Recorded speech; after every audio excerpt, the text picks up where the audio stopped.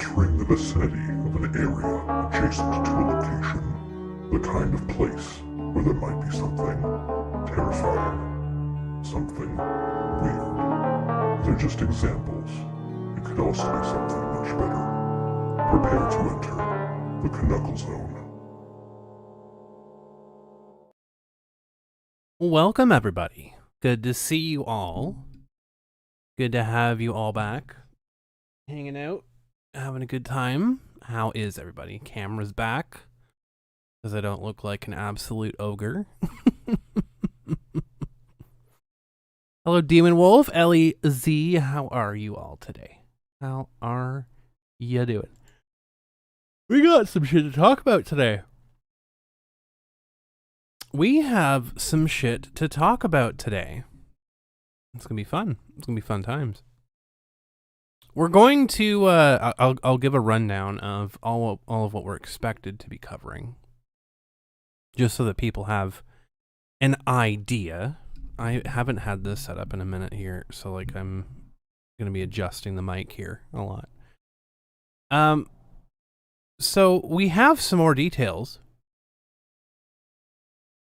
We have some more details about the Quinton Flynn situation where he's getting attacked. It seems to be a coordinated attack, and I'll get into details as to why that is. I had some emails shared with me. That are very, very interesting. We're gonna get into that. I had some. I had a conversation yesterday with an attorney. You might be interested to hear this as well.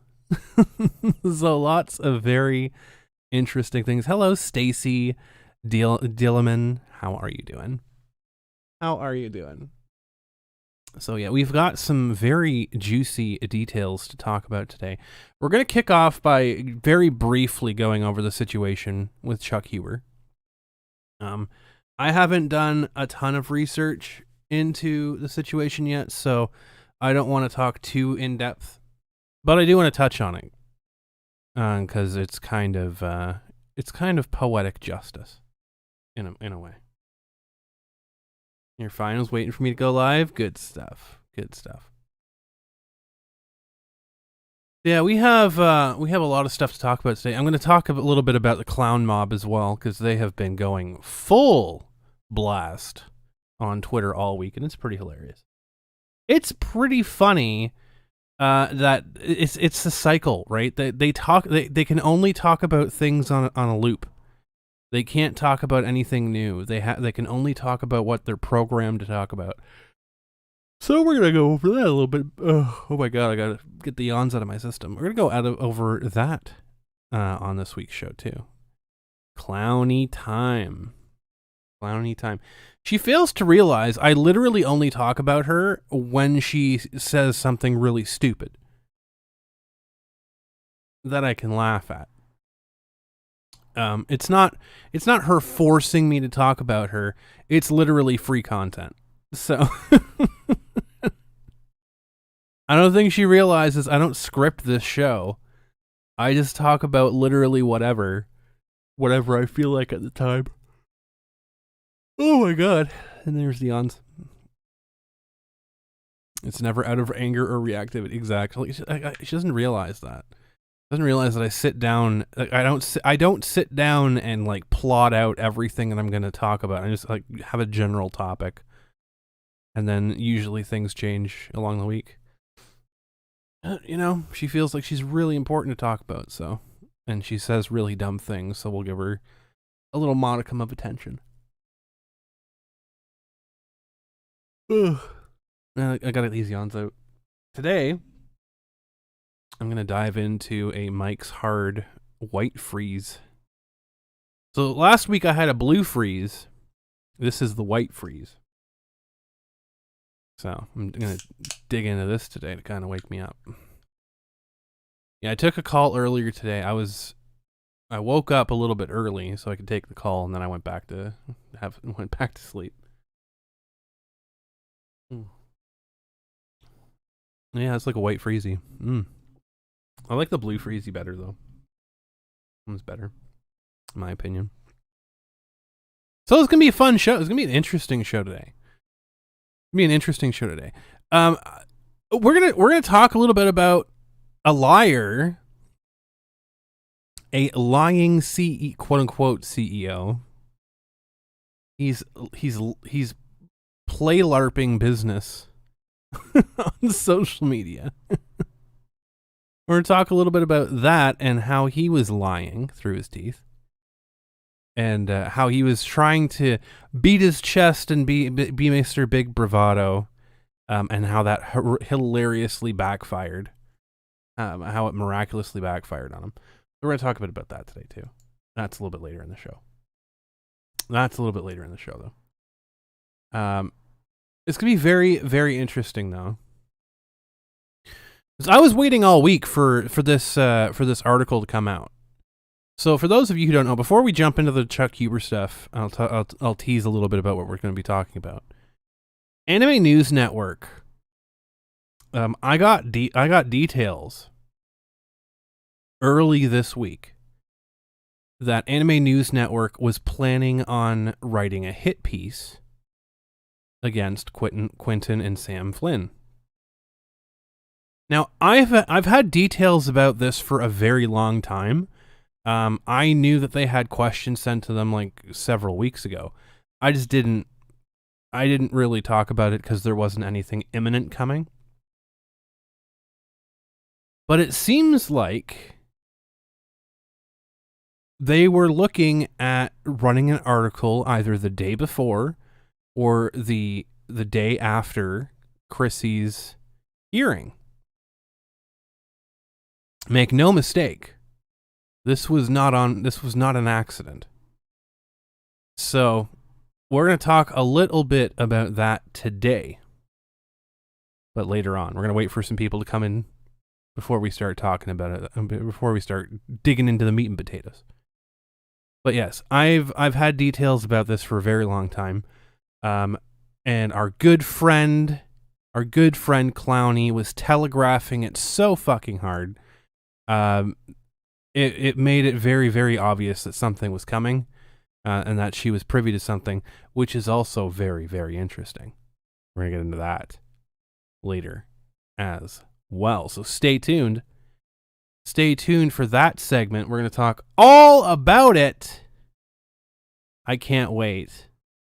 I can't wait for the seething, burning anuses that even Preparation H won't solve. That's going to be fun. It's going to be fun. Planting them seeds. Hello, Morpheus. Hello, Blaze Firestorm. Good to see you all. Good to see you all here today. Yeah, she doesn't know how funny she is, Ellie.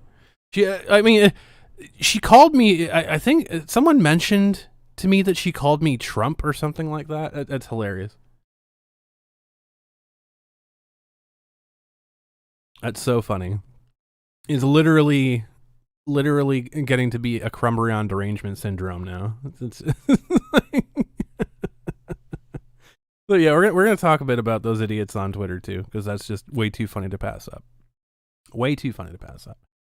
On a side note, lay off the sore butt jokes. I can't even be a Trump supporter. I'm Canadian, so I don't know what the hell she's talking about. I can't even vote for the dude even if I wanted to. Sorry, Catnip Dave, I forgot that you had a procedure. Or you're having a procedure coming up soon.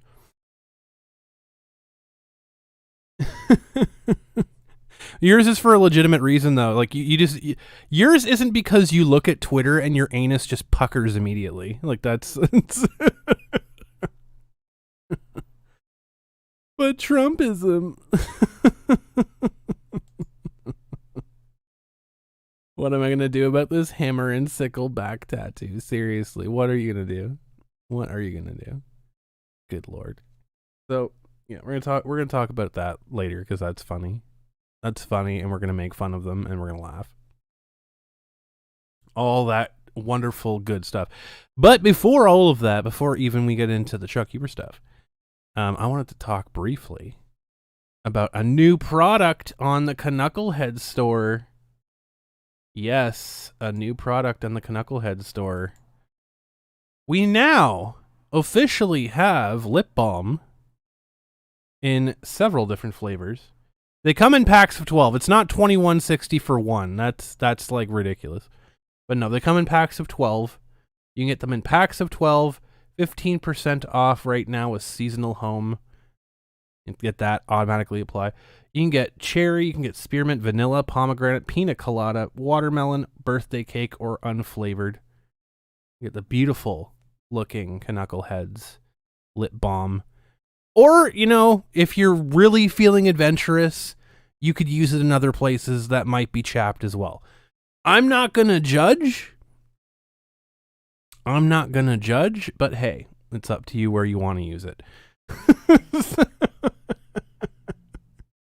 It is up to you where you want to use it. If you want to get your very own, I'm going to drop this into chat right now. You can pick up your very own Canuckleheads official lip balm at the Zazzle store. That link right there is going to take you directly to the lip balm, but you can go ahead and you can pick out anything from there that you want to. So there you go. It arrives October 1st with the express option. No soy flavor. Well, unflavored is basically soy flavor. So there you go. If you want it, you can grab it unflavored, and then there you go. You get the best soy flavored lip balm North America. There you go. So grab that before it's gone. Brand new product on Zazzle. You can get your very own Canuckleheads lip balm. And if you want to support the show today, there's a few different ways you can support the show. If you really love YouTube and you want to give them money, you can super chat the show. Your super chats will show up in the chat on the screen. If you don't like YouTube and you don't want to give them money, you can use the text to speech option, and the lovely virtual voice of Bella will read your. That's her name, by the way. I'm not making it up. Streamlabs has named the person that is reading, the virtual person that is reading your chats, has named Bella. So if you want the lovely Bella to read your super chats, simply click on the pinned link above. You can super chat that way. That goes pretty much 100% to me. And you can stuff it to YouTube.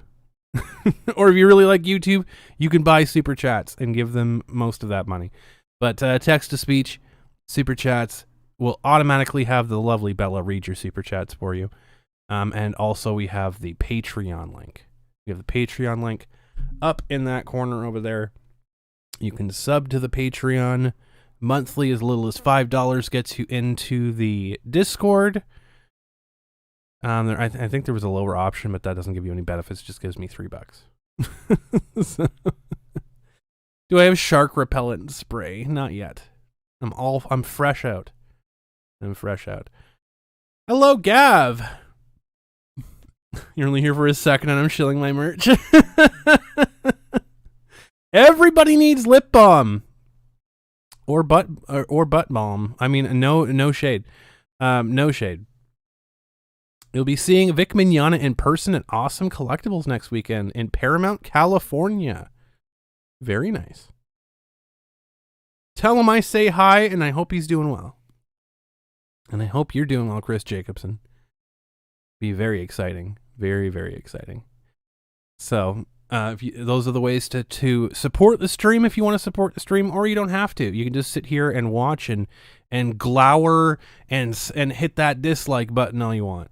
Go for it. Go for it. But if you're enjoying the stream, hit that like button. Be sure to hit the like button. Be sure to leave comments. Be sure to do all that fun stuff. Interact as much as possible. Chat your butt off in here. Go for it. Chat your butt off so much that you're going to need lip chap. Like you're gonna need the Canuckleheads lip balm to take care of it. So here you go. All right, so we're gonna dive in briefly and talk a little bit about what's going on with Chuck Huber. Now, this is a very curious thing because Chuck is literally the epitome of true neutral, even towards himself. So if people are looking at like Dungeons and Dragons and like, well, I wonder what this means. I wonder what it means to be chaotic good. I wonder what it means to be true neutral. Chuck Huber is true neutral. Like he's very like he refuses to make decisions about anything, whether it's good or bad or whatever else, even for himself. So there was a lunatic. In Funimation. I know. Hold the phone. I know.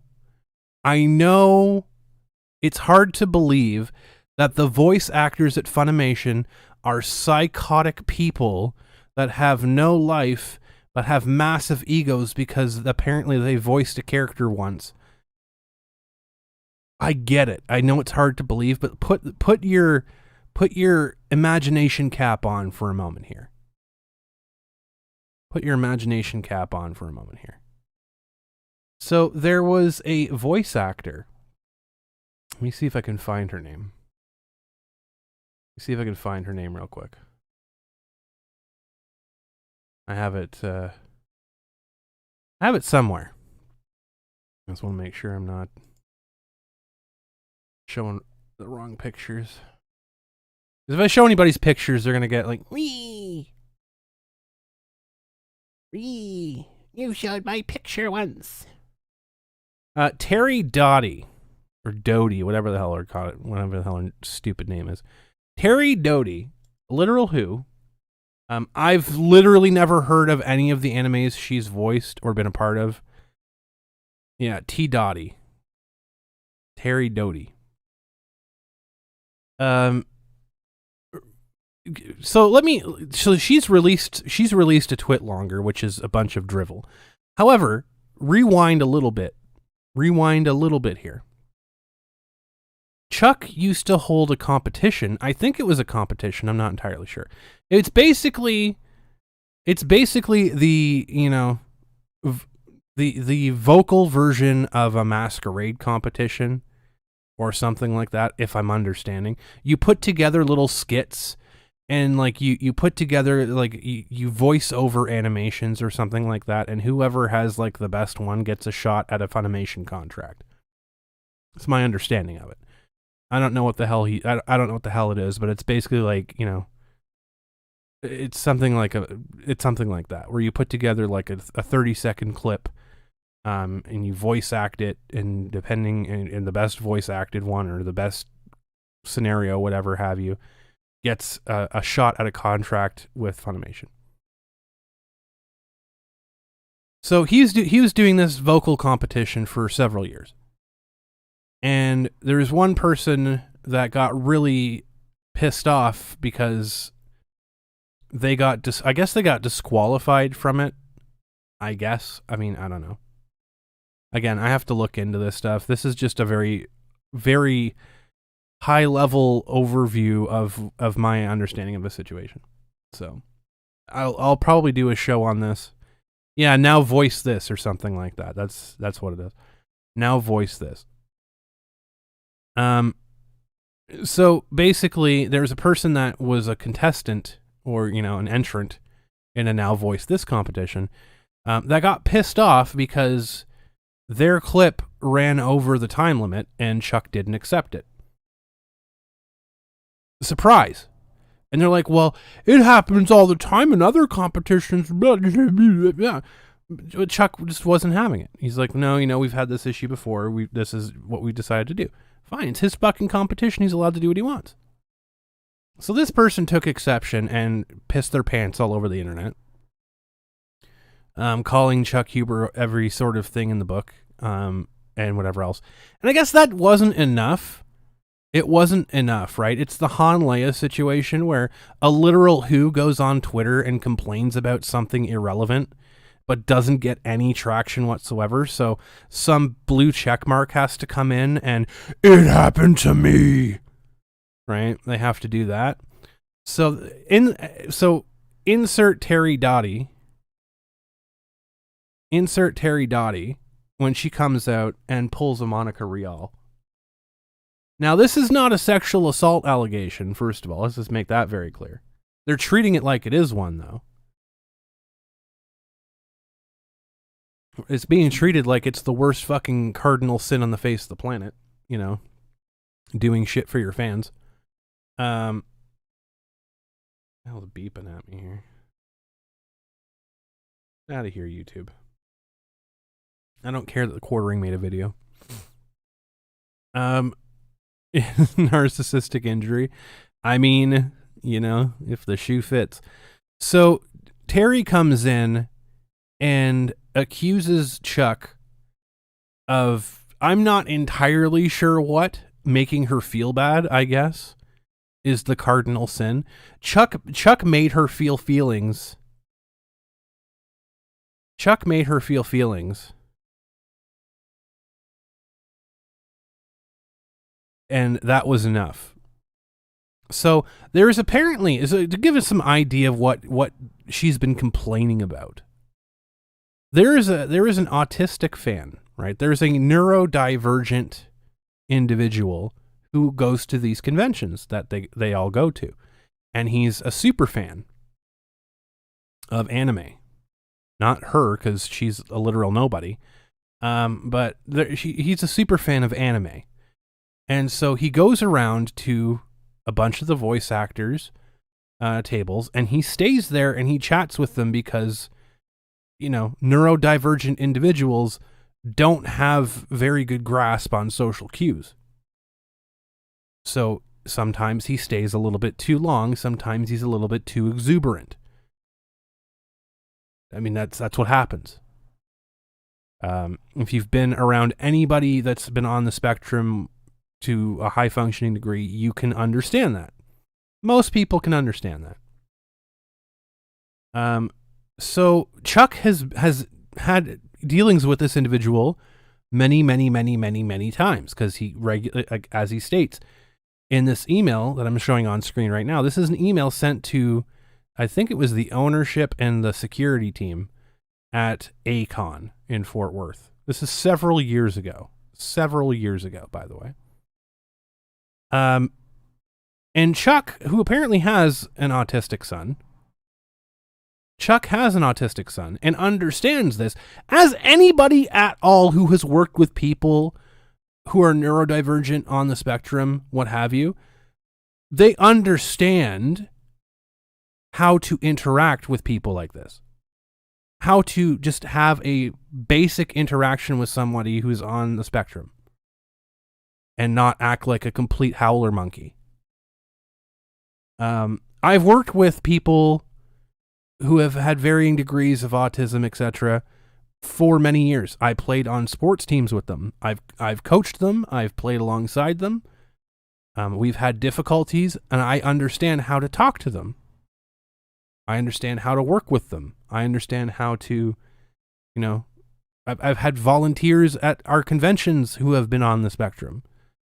I understand certain situations to put them in, certain situations to not put them in. And I also understand that not everybody gets that. However, this is 2021. This is C, the creator, speaking. This is 2021. And people need to understand this. This is a very permeated piece of society. You can't just ignore this section of society anymore. We did for a very long time. We cordoned off these individuals. We treated them differently. But now they're more integrated into society. We can't segregate them because that's wrong, right? We get preached at all the time about how this is wrong. And here we go. We have Funimation voice actors acting like these people are terrorists. They're fucking regular members of society. So, basically what happened, I'm guessing, based on her ramblings, she's had some interactions with this kid before at many different shows. I'm not even going to get into what Shane fucking Shoeless Holmberg has to say about the situation, because the man lies about his existence. The man lies when he wakes up in the morning. The man lies to the fucking toilet daily. I'm not gonna put any credence into what that idiot has to say. So there's apparently, hello Toy Man, hello Stan, how you doing? So there's apparently an incident, I'm guessing, where this individual, where this young lad stayed a bit too long at an empty table with Terry. Because the only reason that he would be staying at a table is because there's nobody fucking there at all to talk to. And he's just taking up the time. Here's a funny piece of observation, folks, for people who have really never dealt with people on the spectrum or who are neurodivergent. They don't like to be around people generally. They get overwhelmed very easily. They're very awkward, and their senses get overloaded. Generally. Hello, Sefi Hakubi. Hello, fine fictional men. Good to see you all. So, when you have nobody at your table, and you have like one-on-one time, like that's prime. That's great. So they'll walk up and they'll be friendly. They'll talk to you, and they will absolutely capitalize on your time, provided there's nobody around. And generally, if there are people waiting, they'll notice, or you can gently guide them, and they'll be respectful.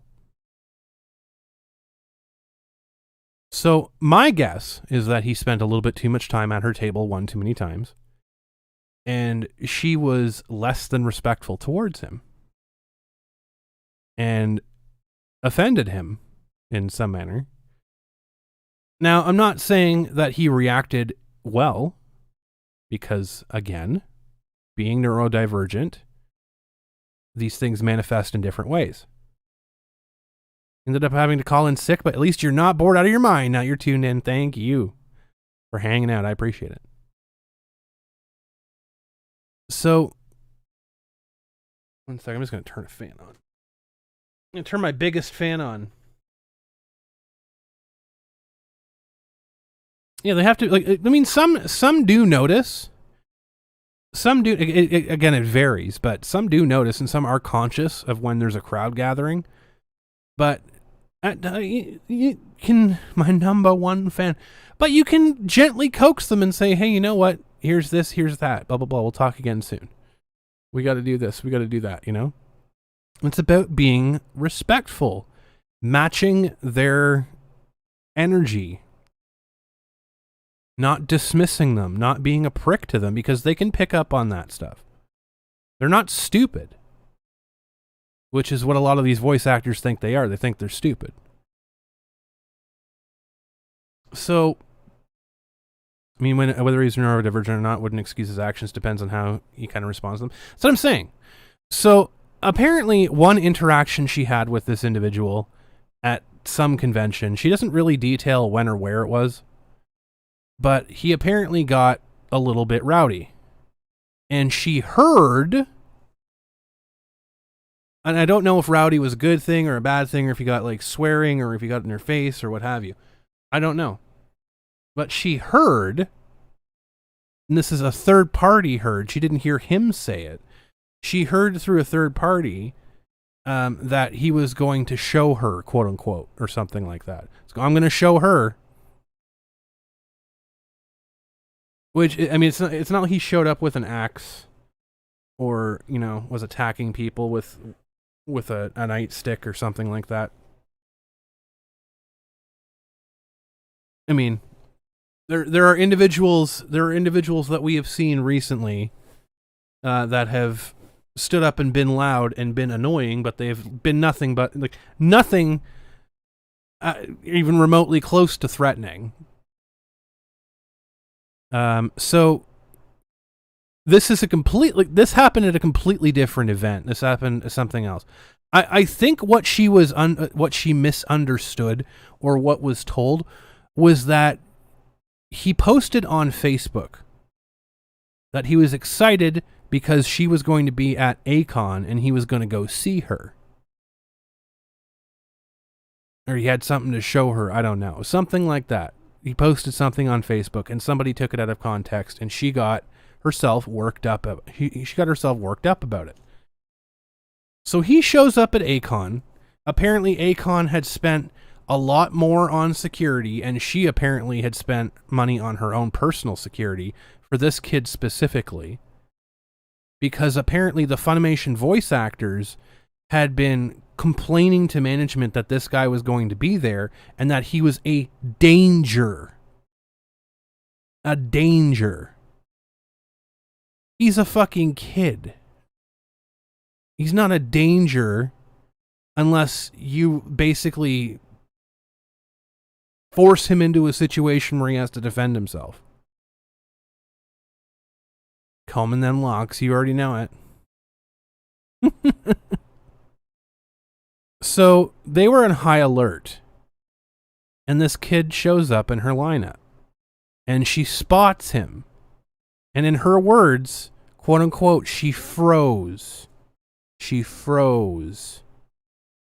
Now, I know that Deerkin is like a meme, but there are so many women out there that are claiming that they freeze when they see something that they can't deal with. I'm not completely unconvinced that Deerkin's an actual thing. I think these women are deer because they can't look at a fucking headlight without stopping in their tracks. So she apparently froze, and everybody around her came to her aid. You know, she was so terrified. Oh, I had my security team noticed immediately, and they came to me. Bullshit. So she probably got flustered, and her security team asked her what's going on. She pointed out the kid and said, "Okay, well, what do you want us to do about it? It's up to you." Hey, Sam. Hello, Sam, and hello, Quinton. We're going to talk about you guys in a little bit. Don't you worry. Stay tuned. We're getting the band warmed up here. We're getting the band tuned up. We're talking a little bit about the Chuck Huber situation. Drama kittens, exactly. Say hello to Sam and Quinton Flynn in the chat right now. They're chilling. They're hanging out together. Yeah, the awful body odor. It is melodrama. It absolutely is, Stan. So she told the security guard that she couldn't deal. She can't deal with him. She just can't even. And so she asked security to have him removed. And so security went and asked the kid to leave. And the kid wouldn't leave. And so they had to get police to physically remove him. And so this story had flown around the convention. Why is my voice so relaxing? Hello, Angela. Because that's the way I am, baby.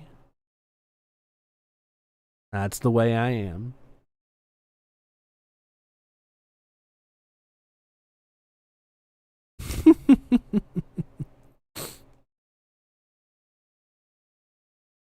So the news of this had flown around the convention. To which Chuck Huber, who has an autistic son, was like, "Oh, I know that kid.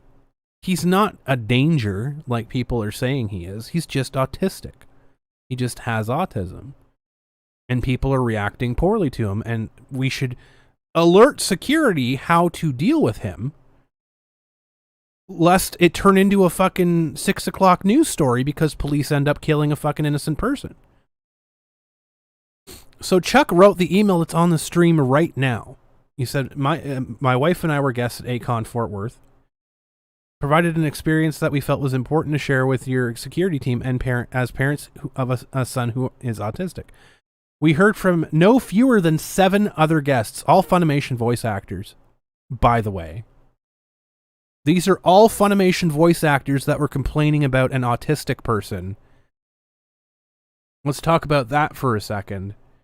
These individuals here trumpet themselves as being holier than thou, and, you know, all of this stuff, and being like, oh, you know, we love all people. Do you really, though? Or are you ableist pieces of garbage? Because you can't give 15 minutes of your day when you have nobody in your fucking lineup because you don't have anyone at your table. You can't give 15 minutes of your day to properly address and ensure that someone who is neurodivergent has a good fucking time at the convention. I see that Emmett Plant tried to get Vic Mignogna uninvited to Big Apple Comic-Con. Yes. And good on Big Apple Comic-Con. Their social media team is an absolute superstar. Absolute superstar. They're fantastic. All the success to them. So, Chuck writes this email. No fewer than 7 other guests and staff members during A-Kon that the kid in question was dangerous. None of these individuals are doctors, by the way. They're all overinflated ego psychopaths. They're more dangerous than that kid ever could be. Not that he was annoying or difficult, but dangerous. This kid usually spends 15 minutes to a half hour in front of our table once or twice a day. This is Chuck Huber, by the way, who is... I can guarantee you Chuck has a bigger crowd than any of those other nobodies at any convention. You're going to go eat a Big Apple right now? Do it, Miguel. 15 minutes, more like 5 minute stops. No, like, I know, I understand what it means though, Stan, because I've been at conventions too, and I've had neurodivergent fans come up to me and capitalize on the time they have with me, and that's fine. That's fine. 15 minutes can go by pretty quickly. Half an hour can go by pretty quickly. Like, I've been on the other end of that as well. Like, I've been a vendor where I've had neurodivergent fans come up and just gush about what I do. That's fine. I'm happy to talk to them. But I also know how to politely let them know that there's other people that want to talk to me too. So I can fully understand, because I'm sure that Chuck is in very much the same situation where Chuck is like, he wants to give this kid time because he's sympathetic. So he has done so for the past 4 years at dozens of cons. On a couple of occasions, I've had to coach him to leave, but he typically is aware. Other fans come up and quickly puts his right hand up in a goodbye gesture and slides away. I've seen that happen plenty of times too. I know exactly what Chuck is talking about here. So the kid is difficult to hear at times, and his story structure jumps without the neurotypical vocal indications. So again, very typical. He pops all over the place. He's difficult to understand. It's really not a fucking massive skill. Maybe it is now. Maybe it is now to just have that when you're talking to somebody, be like, oh yeah, I understand. Oh yeah, that's engage with them, even if you're faking it. Engage with them so it makes them feel validated when they're talking to you, and not just brush them off or act like they have like 3 heads. If you lack this basic instinct of how to communicate with a human being, why the fuck are you at a convention? First of all, why are you at a convention with individuals like this? You should not be in public. But don't be fucking nasty to them, because they are, like, you are their fucking world. When these types of individuals, they like something, they fucking full on, like, that is the world to them. So don't shit on that. Don't crap on their dreams. He can be four sentences past me when I have to stop him and make him go back. He is autistic and he goes into defense mode when he doesn't know how to cope or is stressed beyond his capacity. This is very much a big thing that people don't understand about people on the neurodivergent spectrum, autism spectrum, what have you. They get fucking overstimulated very easily, especially in a place with a lot of people, a lot of sound, a lot of noises, a lot of different things going on, lots of stuff to distract them.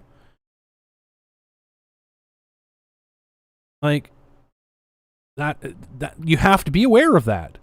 Defense mode can take many forms in the spectrum, but when not accommodated, can cause for a feedback loop that is present as insulting, obsessive, angry, or threatening. Exactly.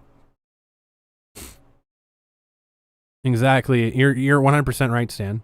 That's why people don't have many fans. They have absolutely no fucking idea how to engage them. Absolutely no idea. So Jessica shared, so this is his wife, Jessica. Jessica has shared with me several stories of autistic adults injured or killed by police intervention that was unnecessary.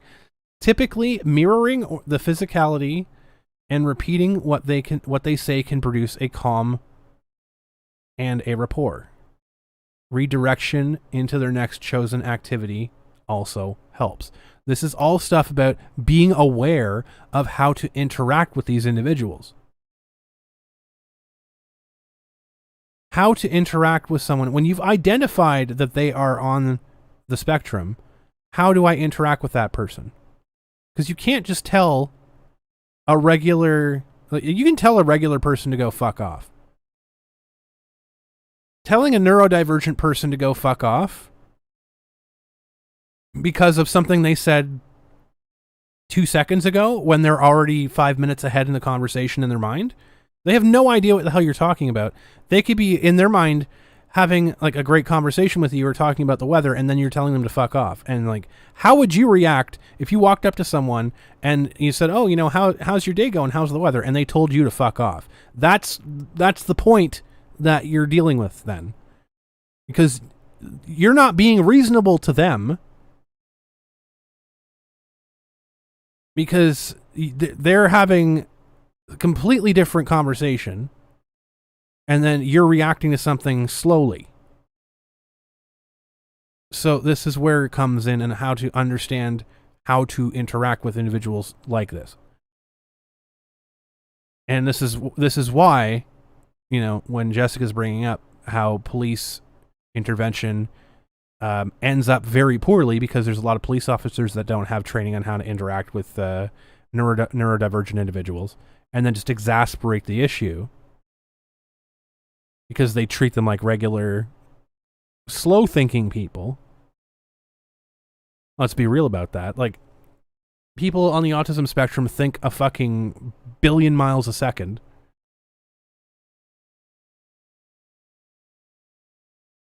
They're not stupid. And so you have to figure out how to communicate with that. It's as if you were like threatening to shoot somebody because they were speaking a different language and you didn't understand what they were saying, and you mistook German as a threat, right? You mistook someone speaking normally in German as them threatening your life, and then you just shoot them. It's a communication barrier, is what it is. So this misunderstanding of the kid was, in Chuck's opinion, not malicious, without cause or without caution, but he is a good kid. So he's saying that the misunderstanding of the kid was not like from the voice actors. He's trying to downplay the voice actors here and save a bit of face for them.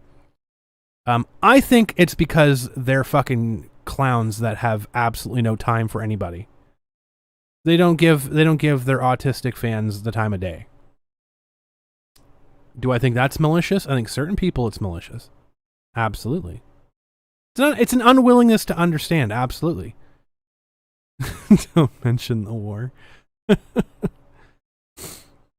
So Chuck is trying to downplay this for the others because this is his true neutral at play here.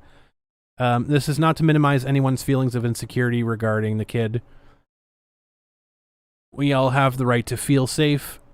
We even have the right to feel to not be annoyed. We just felt it important to share a perspective. Blah blah blah. And then he shared a link to an Asperger resource. So this is a problem, right? This is a problem because Chuck is actually speaking about something very rationally.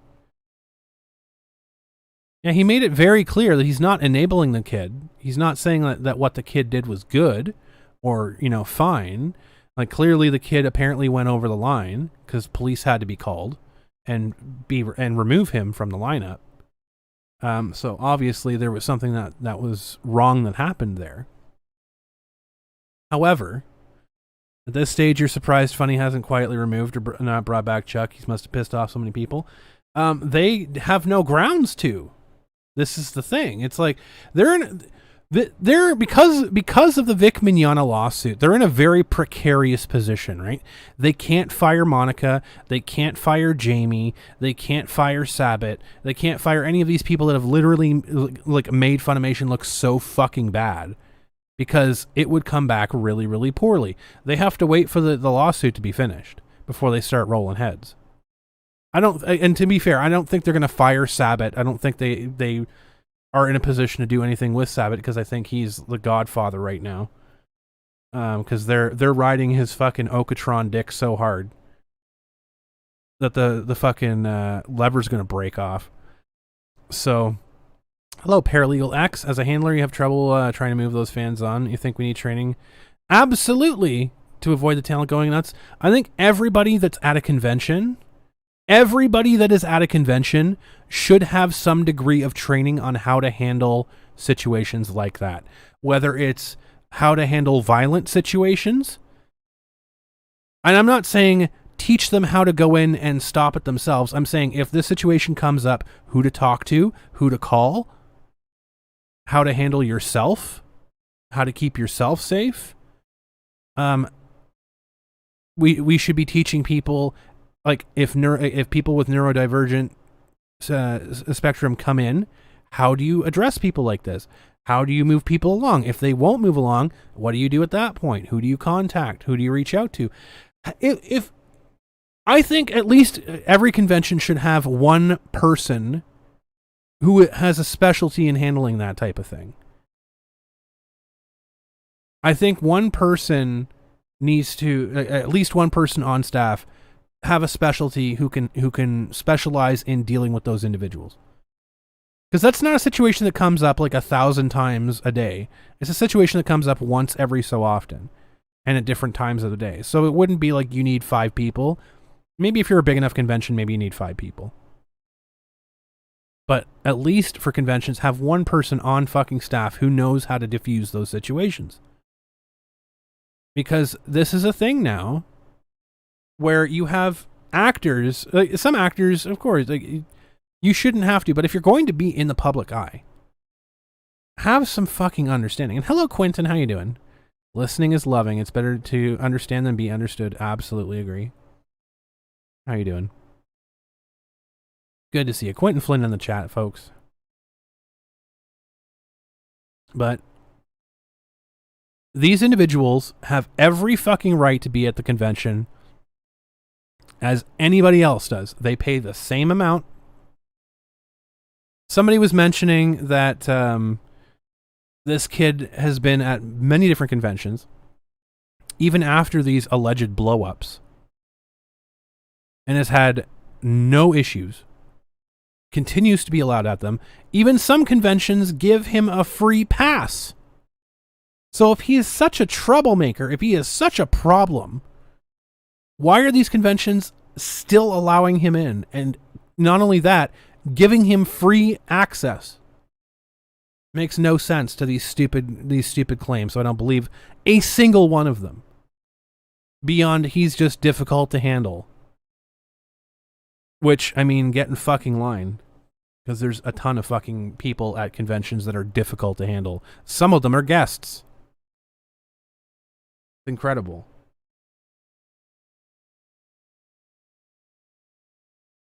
So, Chuck was blown out by Terry in a twit longer. So getting back to this. Chuck was blown out in a twit longer because the person that was complaining about the now voice this. You're here for the Chuck situation? No problem, fine fictional man. Because of now voice this, whoever brought up that at first, the Han Leia of nobodies that brought that up, didn't get enough traction. And so Terry comes out of nowhere and starts to complain about this stuff. And then points out all of the issues that she's ever had with Chuck Huber over her 14 years of voice acting. So when she started, she was an intern and all this other stuff and blah, blah, blah. And so she started up a podcast, which Chuck approached her to say, oh, hey, I can help you get this monetized, which she was offended by. What's a twit longer, Kyle? It's a program that like lets you write a really, really, really, really, really long bullshit diatribe statement and then link it to Twitter. So in this situation, it's like, oh, well, let's talk about Chuck Huber link. And then they have like a fucking 50-page essay about why they hate Chuck Huber. That's a twit longer. So she writes this big diatribe essay about why she hates Chuck Huber. And Terry was talking about how she made a podcast and how Chuck offered to help her figure out ways to monetize it, and she didn't. She was so offended by that.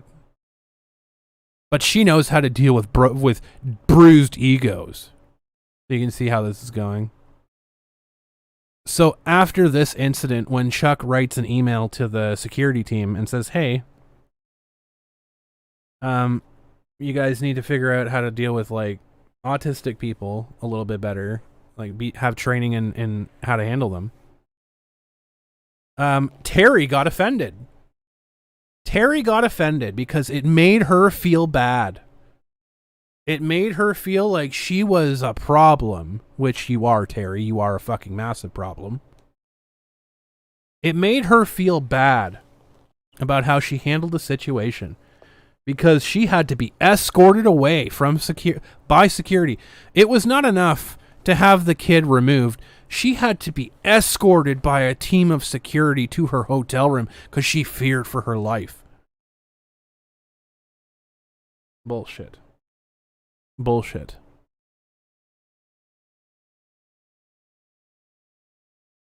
You likely had nobody in line. You were really pissed off that no one was there, and you wanted an excuse to leave.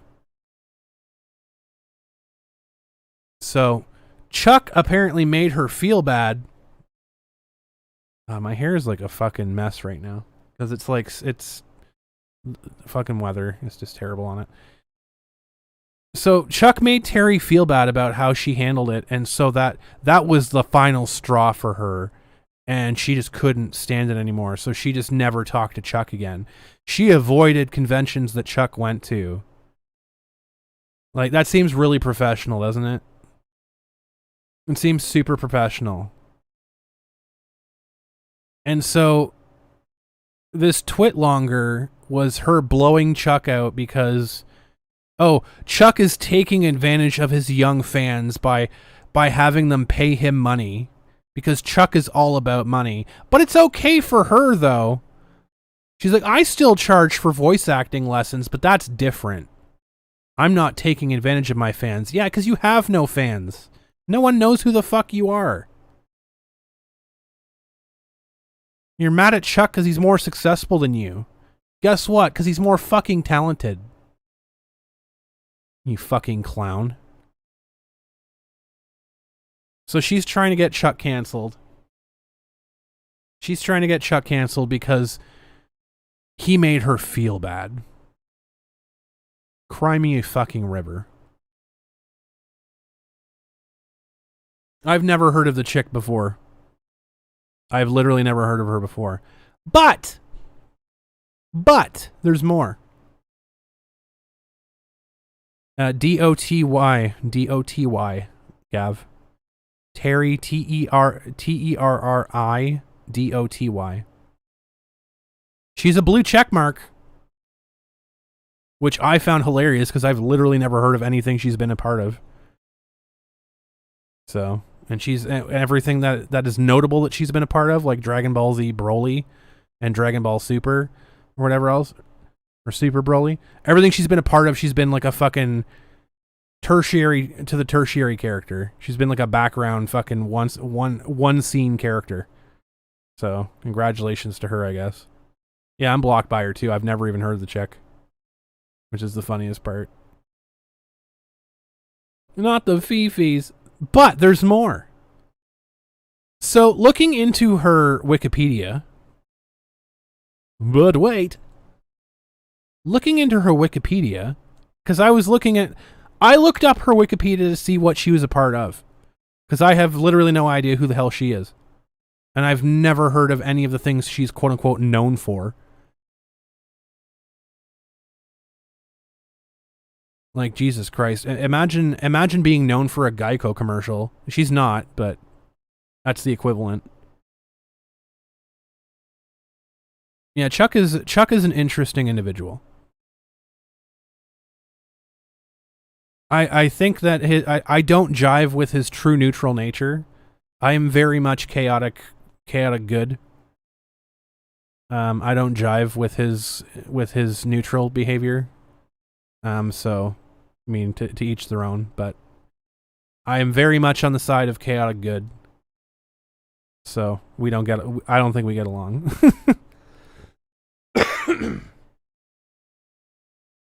So, I looked up her Wikipedia to see what she was a part of, and I found out something very, very interesting. She's married to an individual.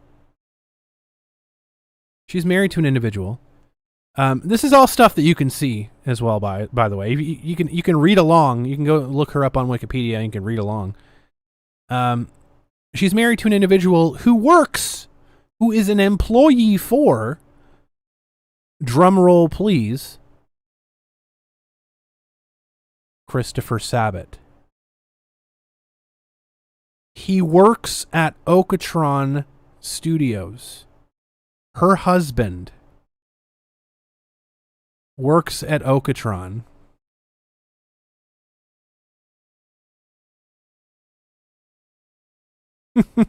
Hello, Margot. Her husband works at Okatron for Chris Sabat. And she got in as a voice actor. And now she's starting shit with Chuck Hebert. She got in as a voice actor on Dragon Ball Super.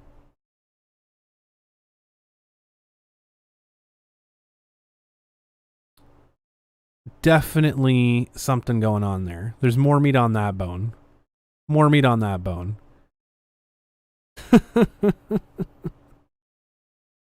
So again, I haven't done a lot of research into this whole situation. I'll do it eventually.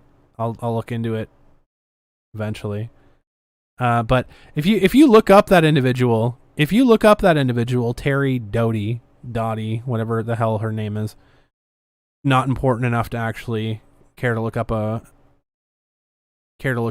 pronunciation for it. But if you look up this individual, she's not the most flattering person. Her jaw makes it somewhere before she does, like all the time. Like her jaw arrives 5 minutes before she does. Let's just say that.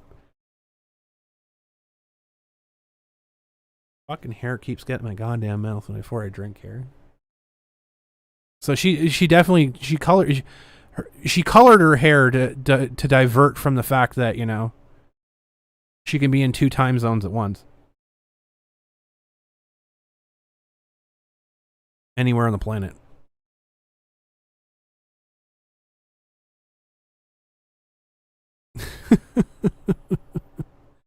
There you go. So there's that individual. There's that individual. Let me see these. Well, that one I don't need.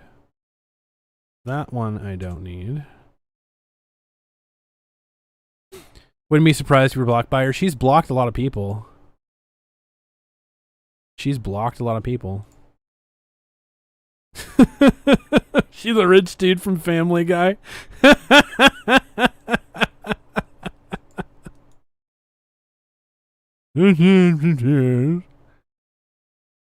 Alright. So, there's that. There's that. What fucking image is this one? It's not that one. Not that one. Oh, I drug it right down, didn't I? No. What's a window capture? Never mind. It's window capture.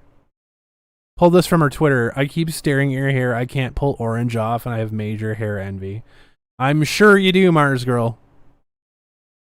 That would require you to actually have, it would require you to have, like, more than 3 strands of hair on your head, but... Of course she's talking to Ron Toy. Of course she is. Take care, Margot. Good to see you. Alright. So there's that. Do I have anything else interesting about this? I don't think I do. I don't think I do. 1 second. No, I don't really. I don't really.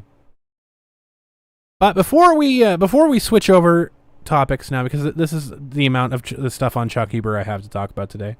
We're going to talk about, we're going to dig in the meat and potatoes now. The Sam and Quinton stuff. But before we do, I'm going to shill the lip balm one more time. There's Canuckleheads lip balm. There's Canuckleheads lip balm now, everybody. If you want your own very, very, very own lip chap or butt chap, because I know there's a lot of people out there that have puckered butts. You want your very own lip balm. Hey, I'm not gonna, you know, throw shade at whichever set of lips you want to use this on. Go for it. You can get your own. It comes in a pack of 12. In a pack of 12, you get plenty of different flavors. So there you go. You even get birthday cake flavor if you so choose. If you so choose to fluff up that cake. There you go. You want to know how to sell items? Go on to Zazzle. Go on to Zazzle.com and you can literally make your own merchandise. This fucking strand of hair right here. You can make your own merchandise on Zazzle.com. You can make your own store. Do all that fun stuff. Get out of here, honey. Do all that stuff. There you go. So we're going to talk a bit about the Quinton Flynn situation now. Which is the window capture here? Which window am I making go away? This one. Boop. Do not like them, Sam I am. I do not like Ron Cuxenham. We will mock you. We will mock you. All right. So, for those of you who may not know, there's been a situation. I'll show this one first, actually, just because we can laugh at this idiot. As I grease up the palette here. There's been a situation going on Twitter for a very long time. There's a group of individuals that are openly and unrelentingly attacking Sam and Quinton. Quinton Flynn. Quinton and Sam Flynn. And there is some misunderstanding of the facts here. The individual that is on the screen right now, good old Clowny, didn't seem to quite understand until very, very recently that she was the one that started this flame war. And she's also the one that is taking up the taking up the Olympic torch of trying to attack Sam and Quinton, which is not going to go over very well, by the way. Not for your friend, not for you.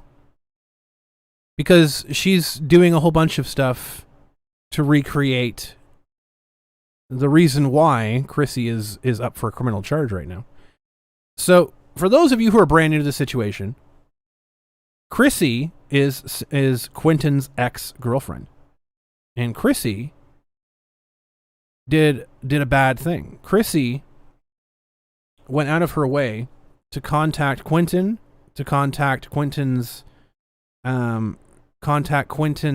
loved ones, family, fiance,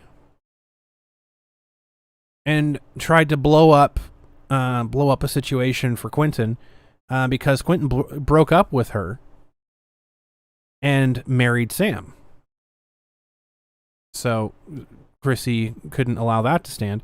So she made a whole bunch of accounts and was harassing Quinton and his family and his loved ones, to the point where Quinton had to go to court to ask for a protective order against Chrissy because she was doing things to damage his reputation. She was doing things to attack him and make him lose his job, or attempt to make him lose jobs. And the judge and the court granted that order because they looked at the evidence. Hey, MGTOWN Podcast. Good to see you. They looked at the evidence and they agreed.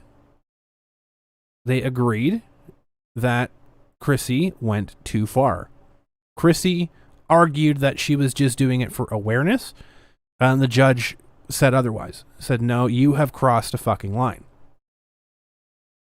Recognized that she was a stalker and handed a protection order against her. Said you are not to speak about him, you're not to speak to him, you're not to speak to his family, anyone connected with him, or anything reasonable to determine that it could get back to him. So just don't do it. Just stop talking about him. That lasted all of 10 minutes.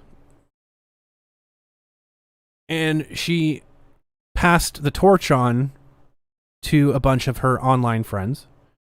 Because as she so aptly stated in the court case, she has no real friends. I mean, she still doesn't. Let's be honest. She still has no real friends.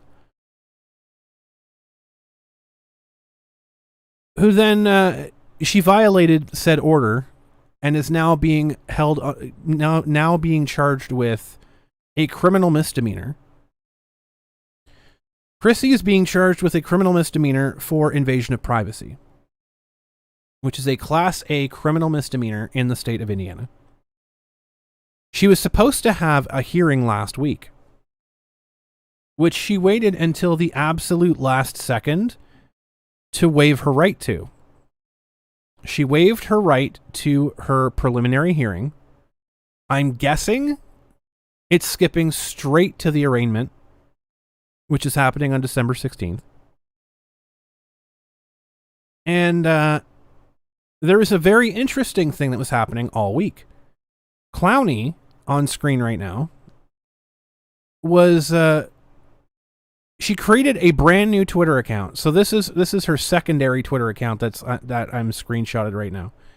Her original Twitter account is operating behind a safety lock.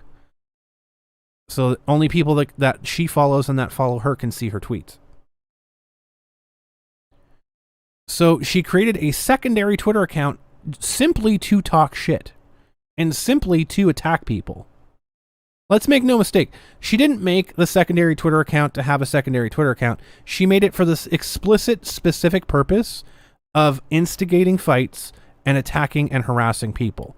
She's literally breaking TOS right now. Literally breaking TOS at the moment.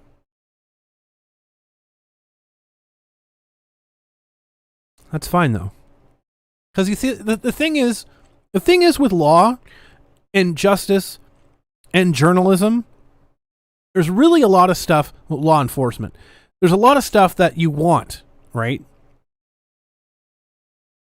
In law enforcement and journalism, you want people to keep talking. You don't want them to shut up, necessarily.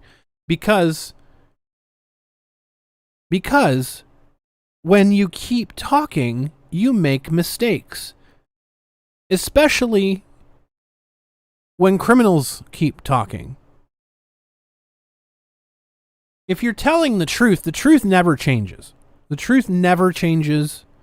It's the same from start to finish, wire to wire.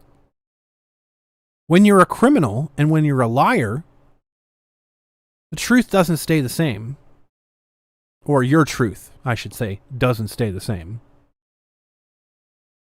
When you are going on and constantly changing your story, it's hard to keep track of. Unless you have like a really, really detailed list of stuff, which these people don't. So,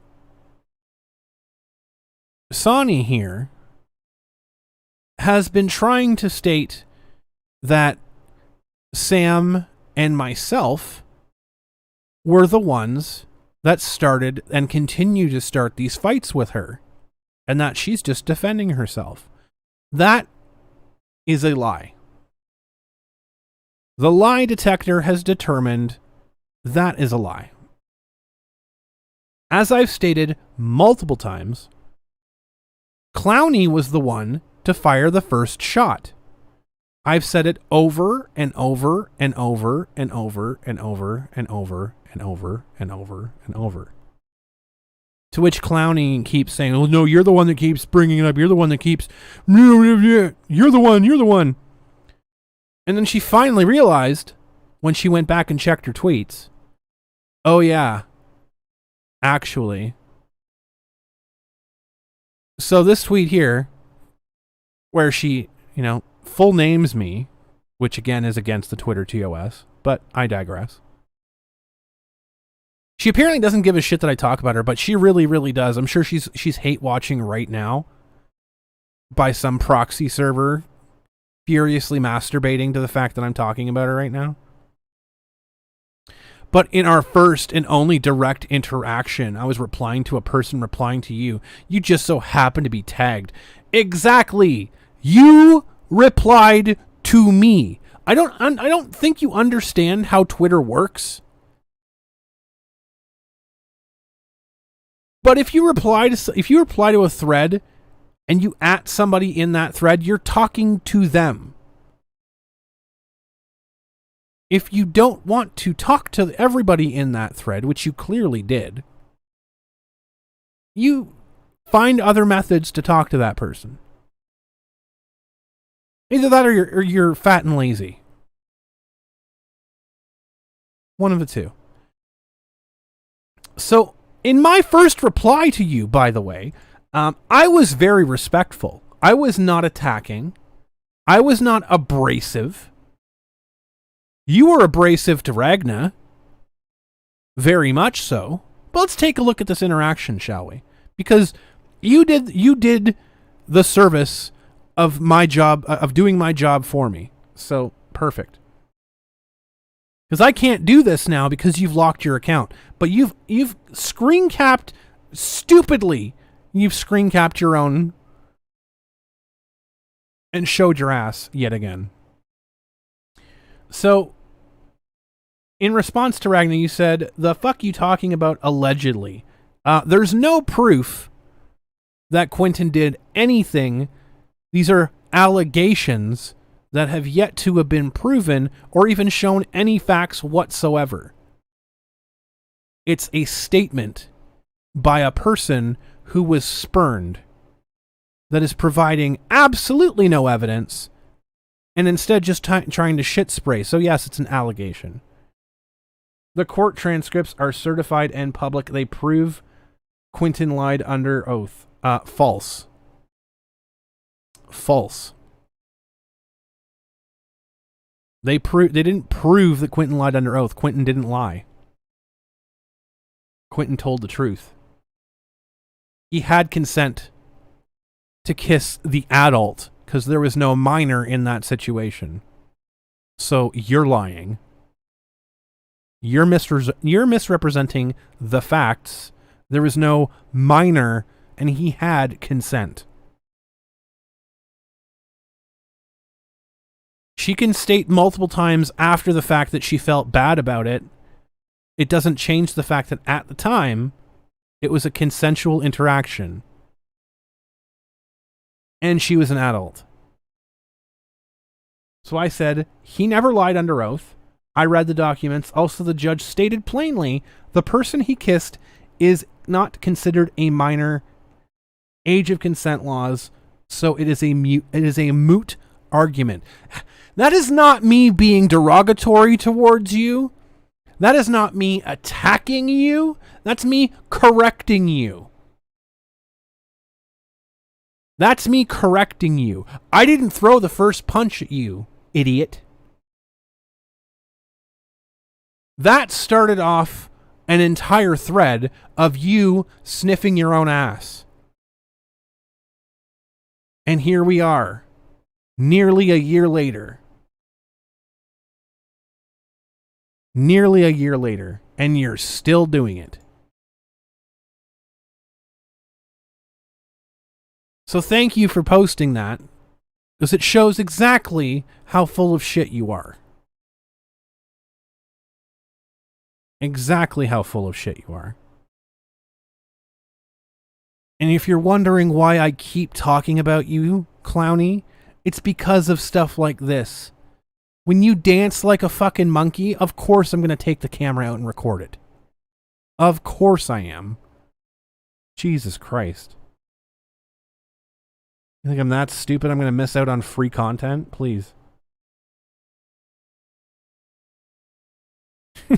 You're sounding like Denny Darko. People like her are the ones about lying about being groomed and destroying what the term actually means. It's 100% true, Bloomy. They're so full of shit. They're so full of shit. I'm surprised it's not leaking out of their ears. All right. So, what does this have to do? So, Clowny, the entire week before Chrissy's, the entire week before leading up to Chrissy's first hearing, just racist. The entire week leading up to the hearing for Chrissy, she was just spraying shit on the walls. She was trying to start fights. She was trying to bait people into arguments. She was trying to get people banned off of Twitter so they couldn't talk about Chrissy's situation. And quote-unquote distract people, right? She wanted to distract people from what was going on. You failed miserably. Because, you see, I'm not a fucking 2-year-old like you are. I can do more than 2 things at once. I can do more than just shit my pants and stare at jingling keys. Sorry that you can't. Sorry you haven't evolved from that part yet. So, unironically claiming that hugs are harassment. Exactly, Ellie. So, she's been trying to distract, the entire time. Meanwhile, Anime News Network, or allegedly Anime News Network, we're going to find out that in a second here, reaches out directly to Quinton and demands answers to questions. Okay. Because they're writing an article. I was expecting it to drop this week, but I don't think they're going to anymore. Because I think I ruined the surprise. Sorry, not sorry about that, by the way. Sorry, not sorry. They were going to write an article. So again, I mentioned this at the start of the stream. I'll talk about it again. Anime News Network had reached out to Quinton and Sam This is a different email, by the way. This is the gamer. We're gonna start off with the gamer email here in just a minute. We'll talk about that in a minute. But Anime News Network reached out to Sam and Quinton to try and get them to answer questions. Thank you so much, Action Toys. Good to see you. And they were going to write a news article about a story that was 9 months old. The allegations they wanted to talk about came out 9 months ago. But they're going to write a story about it now, literally days before Chrissy's trial. Well, not trial, but trial hearing. Literally days before Chrissy was going to be in a preliminary hearing for her criminal charge. Anime News Network was going to run a story about the allegations against Quinton Flynn? Huh. Why the fuck would that be? Why the fuck would that be? Well, and a reporter alleging to be from Anime News Network reached out to Quinton Flynn and said, hey, I would like to do a story. Blah, blah, blah, blah, blah. Where was that? Where was that one? Was that this one? Yes, it was. Here we go. So we'll hit this email first. I have redacted names and email addresses because you don't contact these people. Don't contact these people. They're lunatics and you're never going to change their mind. So don't bother. Don't waste your time. Don't waste their time. Don't waste Gmail's time in them sending it. Just don't do it. Hitting on the latest news, absolutely. So, the freelance journalist, which we'll find out is a freelance journalist, the quote-unquote journalist representing Anime News Network. Isn't that interesting? They open up on September 16th. The hearing date is September 17th, by the way. Curious timing. The hearing for the criminal hearing for Chrissy was September 17th, which she had already decided she was going to waive, but they were waiting until the last possible second. They waited until the last possible second they could file a motion, which was shortly before this email was sent, by the way, to request that they waive the hearing date. So this reporter knew that there was not going to be a hearing, and instead they were going to drop an article because people were interested in the case. Curious timing, right? Curious timing. So, Mr. and Mrs. Flynn, I am a journalist representing Anime News Network, and I am reaching out in regards to the allegations that have been made. In regards to the allegations that have been made towards both of you over the past several months. Prior to tomorrow's court date, wink wink. The court date for Chrissy, not Quinton, by the way. The court date that Chrissy had already asked to waive by the time this email was sent, by the way. The court date that this reporter already knew was going to be pushed, but still disingenuously represented in this email, by the way. I wanted to reach out for comment in regards to said allegations. Why did you wait 9 months? Why did you wait 9 months? I know that this must be a difficult time for both of you, but I wanted to provide an opportunity for you to tell your side of the story. Why did you wait 9 months? Oh, don't worry, fine fictional man. We're telling a story right here. We'll get to that part. Don't skip ahead. Don't worry. This is a great yarn. This is a great yarn. If you would like to address these allegations on the public, on the record, beyond what's been stated publicly thus far, why did you wait 9 months?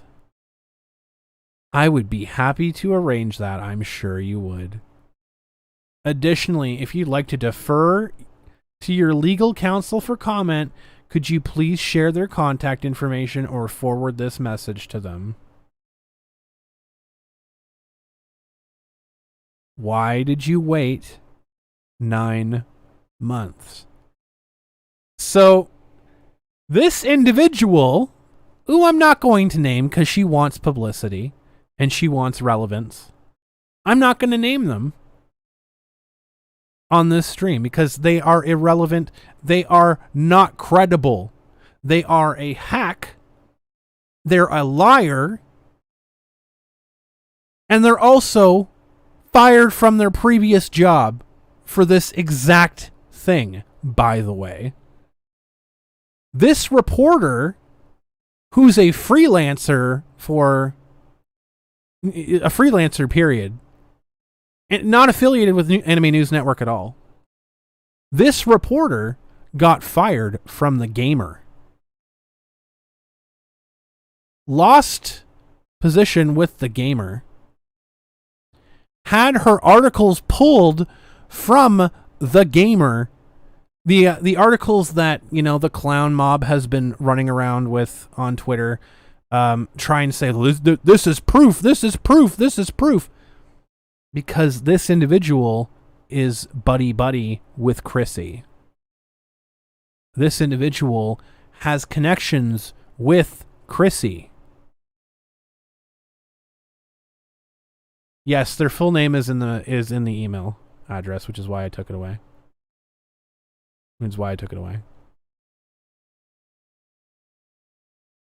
So as we can see here, this is an email from Samantha Flynn. This is the tail end of the email, by the way. So Samantha and Quinton had removed the articles from the Gamer because they were false. And this is Samantha's email to them again because the articles came back up accidentally, it turned out. And so she emailed the head dude, Kirk, from the Gamer. And this was his reply. Because Samantha was saying, oh, it looked like we reached out to the author of this article and it looks like she took them down. Blah, blah, blah, blah, blah, but they're back up on your site. This is this is the context behind the conversation. And if Sam's still in the chat, she can confirm this. Basically, Sam reached out to the Gamer and said, it looks like, we, back when these articles were we reached out to your reporter and it looks like she took the articles down, but now they're back up on your site. Can you please have them removed? These are false. And so Kirk's response, hello, Samantha. It was actually me who removed the articles. So it was not the author that removed the articles. It was the site itself. It was the head honcho of the Gamer that removed the articles.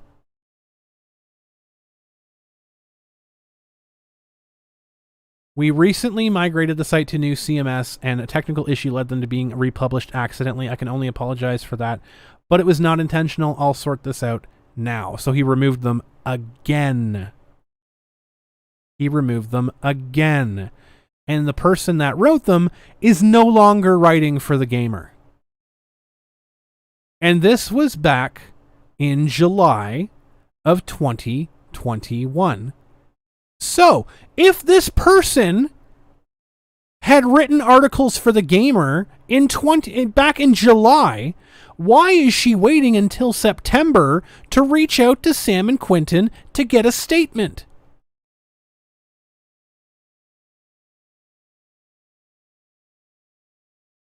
Why is she reaching out now to get a statement a day before Chrissy is set to appear in court? Curious. So yeah. And I did get some insight into a conversation that happened between Anime News Network and the attorneys for Quinton Flynn. So the conversation was basically this, was that if they wanted to run this article, they are not to include any libelous statements. That this person that is offering to write the article, who is allegedly representing Anime News Network, which we later find out that she isn't, is then, if they want this article to go through, then she has to work closely with one of the editors. What the attorney requested was the chief editor, but apparently they don't have an editor-in-chief at Anime News Network. Because they're a blogging site. They're not actually a publication. So they required them to work with a chief editor, a head editor, if they wanted this to go through. And so this particular author who wrote the now taken down articles at The Gamer, who reached out to Quinton and Sam Flynn for answers, was working under the direction and full editorial control of Lindsay Loveridge. Does that name sound familiar to the audience? Lindsay Loveridge, who wrote many, many hit pieces on Vic Mignogna. And so as soon as I saw that name, I didn't even see her first name. I saw the last name. As soon as I saw her name, I knew immediately what kind of article this was going to be. Immediately. I'm going to pull this button back up for a second. So, Lindsay was going to have full editorial control over the article that this girl was writing. I also heard from a direct source that the questions that were sent, they wrote back to this individual. They wrote back to the freelancer and said, if you have any questions, you're going to send them through our lawyer. And our lawyer is going to... Yikes, hard lemonade. That's amazing. God, that's going to be an emote. That's going to be an emote now.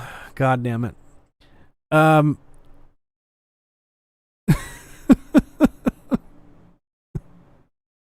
want to make that a fucking t-shirt now. So yeah. They were told anything that you send has to go through the lawyer, and the lawyer is going to be the one that's going to be responding to you, period, from now on.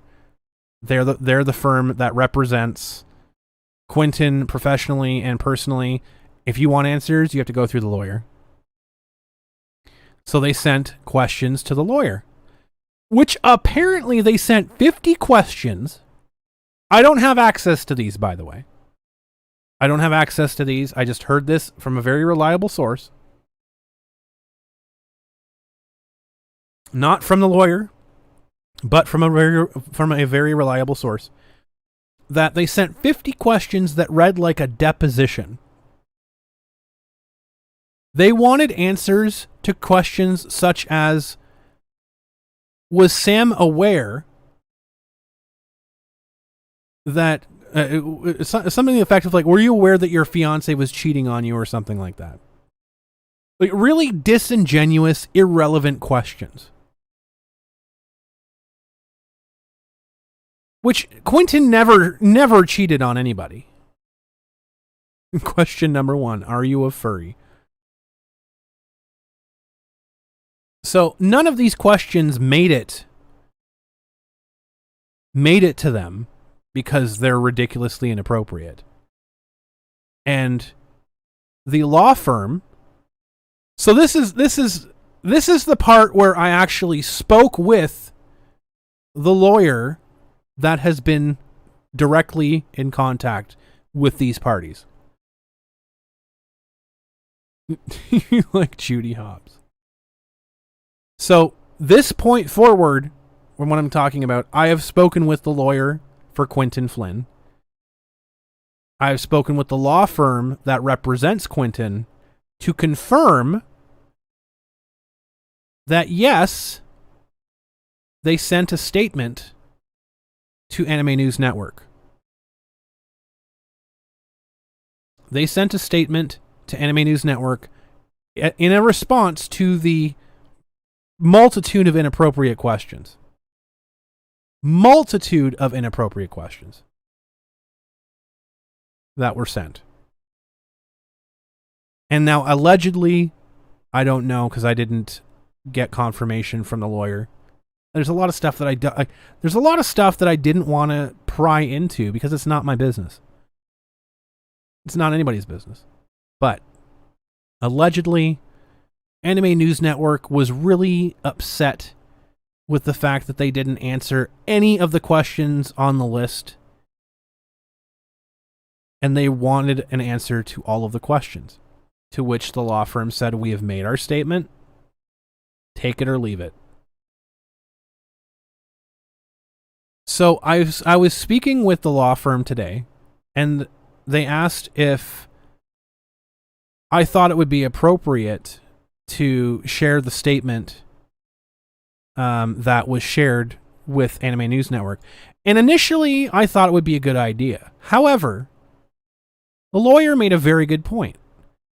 He said, this statement is not meant to be like public dissemination statement. This is a statement that was meant to be sent to Anime News Network. And so, what I'll say right now, because I have access to the statement. I've read the statement and I agree with the statement. I don't think it's harmful to Quinton at all. I think the public could see it and it'd be fine. However, I will say this. If Anime News Network publishes their story and they misrepresent that statement at fucking all, if they cut it up or cut it out or what have you, not only are they going to have that law firm up their ass, I will release the statement in its entirety and show you what real journalism is. So make no mistake, I don't want to do it now. No point in doing it now, because the statement is meant for Anime News Network.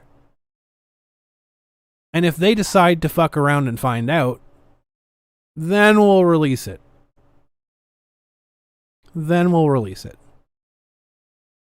Because I agree. It's not, I mean, it's stuff that the public already is aware of. Like, all that stuff, so. I am a tease. But you gotta keep some cards close to your chest. But absolutely, no, Anime News Network is absolutely a rag. Which we're gonna get to here, actually.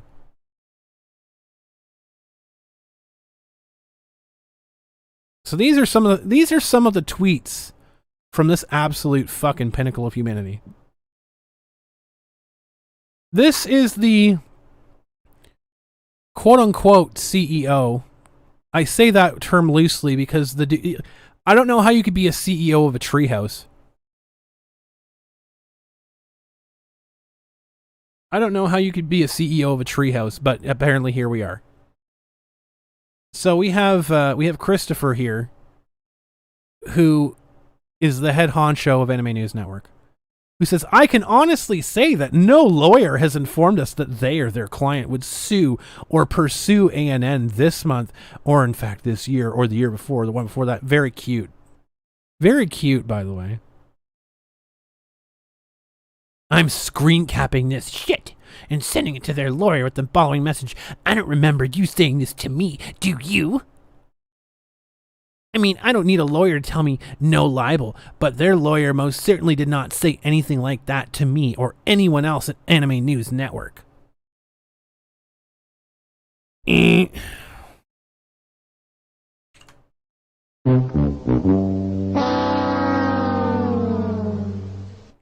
I can unequivocally say that yes, they did. I spoke with the attorney that was speaking with Christopher, and he made it perfectly clear in no uncertain terms that he told them if they choose to run an article that has untrue, inaccurate information or libelous content that damages Quinton Flynn, they will take action against Anime News Network.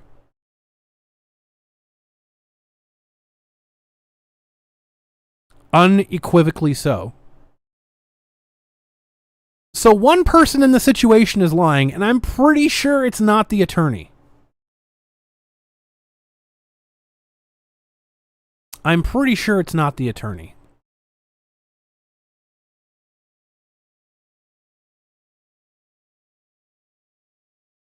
It's really funny that Christopher and his little blog spot here are really trying to LARP investigative journalism. Y'all should stick to writing opinion pieces about anime. You really should. Because what you're doing with this article that, is still slated to come out apparently,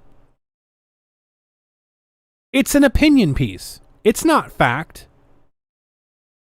As he fucking admits in this tweet,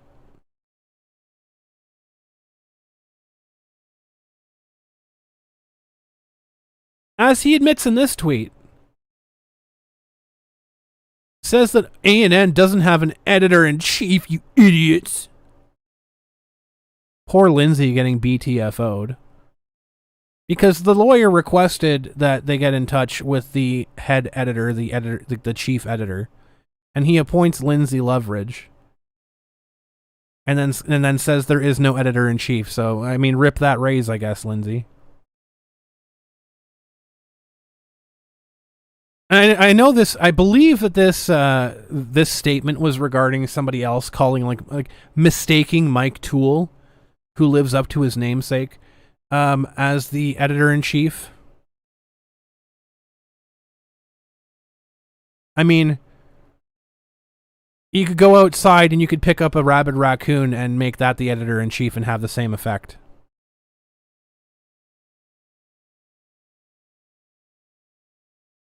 Literally. Have the same effect.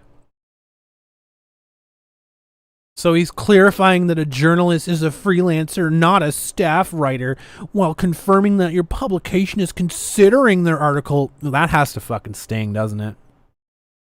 That has to sting, doesn't it? Imagine you're the freelancer in this situation, and you were going after a person on, and you're saying, and you're getting told by Anime News Network, yeah, we're going to run your story. We need to get all this stuff into the cutoff before 5 p.m. so we can run that story tomorrow. We can run that story on Friday. We need to get all this information here, get them to answer all the questions before 5 p.m. We can run that article. We can run that article as soon as next week. We can get that done. And now you have them saying, well, we're considering the article. We're considering the article. And we'll provide significant editorial oversight. So Lindsay is going to editorialize an op-ed of that article entirely, completely ripping out any credibility, completely ripping out any sort of fact or evidence, and just make this a straight ass editorial hit piece, because that's what Lindsay Loveridge does. Throwing the freelancer under the bus. You did. You absolutely did throw the freelancer under the bus. I'm not throwing the freelancer under the bus, he says as he's throwing the freelancer under the bus. And then the obligatory use of the word chud. Because, Only chuds use the word chud. He was directly mocking your tweet, Margot. I think there's a couple people that referenced Mike Toole. I'm not entirely sure who he was talking about, but it could very well have been you. But don't worry, because Christopher is he's an acorn. Let's just say that. He's an acorn. And no, Anime News Network does not have a legal department. Because when I spoke with Quinton's attorney,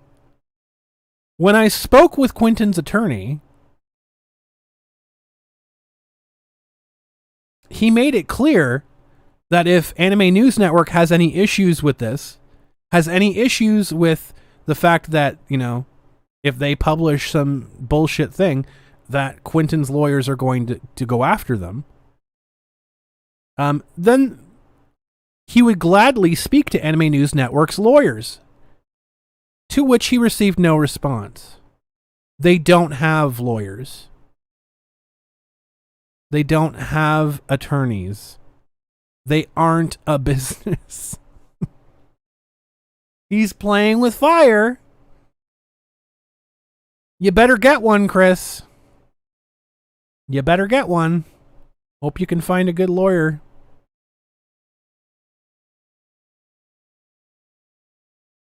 I love this tweet too. That said, the effect is very similar to the Streisand effect. Unironically, people use that word and they have no idea what it means. When people try to use their lawyers to implicitly intimidate journalists. That would require you being a journalist, first of all. The whole process usually firms up the resolve of the journalists. That's why you haven't published anything all week, right? That's why you haven't published this article that was slated to come out this week. You have avoided it entirely. Because your resolve is that of a liquid fucking shit, right? You want to sit there and beat your chest on Twitter about, oh, they're threatening to sue me? That's just going to make me do it even harder. And you did it so hard that you forgot to do it, right? You did it so hard you forgot to do it. Because the thing is here, you make me a liar, that's fine. Make me a liar. Don't publish the article. Good. I don't want people like you and your shit rag publication, your shitty tabloid wannabe. Fucking tabloids have more facts in them than your entire website does. You wanna sit on the internet and LARP being a journalist while having no legal department to steer you or having any fucking insight at all into what the laws are regarding journalism.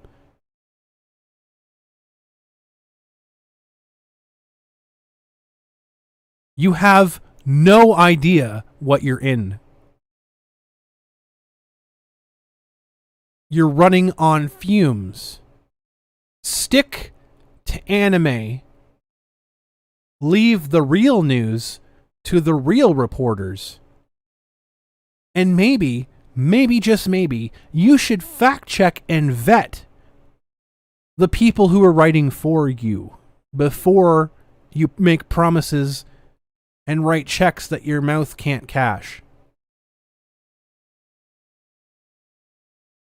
Yes, you're staring at it right now, Catnip Dave. It is Christopher who is on the stream, who is on the picture there right now. It's him. He is the sole owner.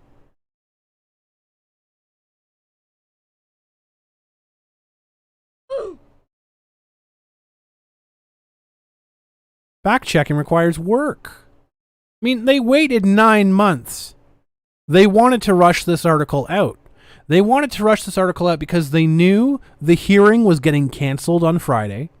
They wanted to have an article in place for when people were searching for that hearing, they would see the article instead, and they wanted to use it to smear Quinton and Sam further. Sorry your idea got exposed. Sorry your idea got shat on. Because, they couldn't do it on Friday because the lawyers got in the way. Well, we'll do it next week. Don't worry. We'll run the article next week. You need help picking out a historical figure stripper name for a stag party?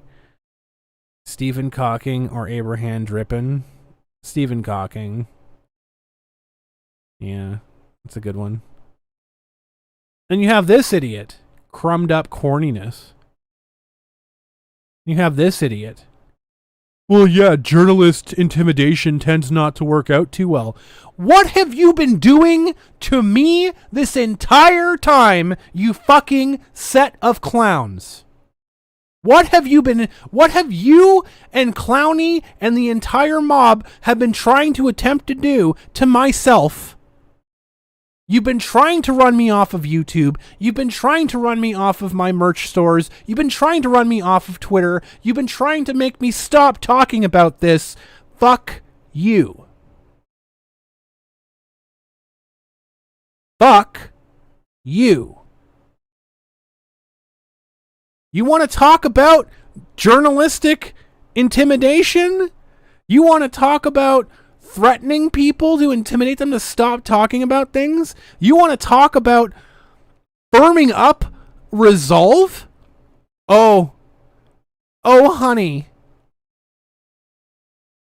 Oh, honey. I can't possibly get more firmed.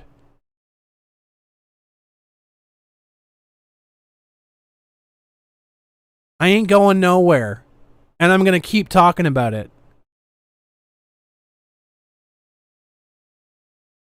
I'm going to keep talking about it.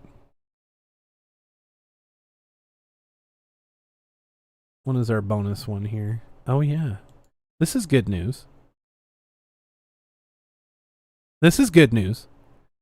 So, for those of you who were aware or may not have been aware, the mob has been brigading Wikipedia on Quinton Flynn's Wikipedia and filling it with false information.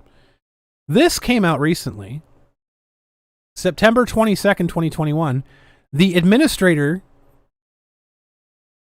Dermes, I don't know if that's the name or not, but Dermes, it is now, has put a kibosh, has removed all of the allegations against Quinton Flynn because there are no sources. There is no reliable or credible source, so all of the shit that has been updated and constantly put on there about Quinton Flynn has been removed and will continue to not be on there until it's credibly sourced. So, get stuffed. Get stuffed. The fucking moment when Wikipedia has more integrity than a fucking publication, quote unquote, anime news network. Warm hands have been firming my resolve. Yep. It's so funny because Clowny has been trying to get people to dissuade me from talking about things, to stop talking about her. All you have to do, Clowny, by the way, if you want me to stop talking about you, stop acting like an idiot.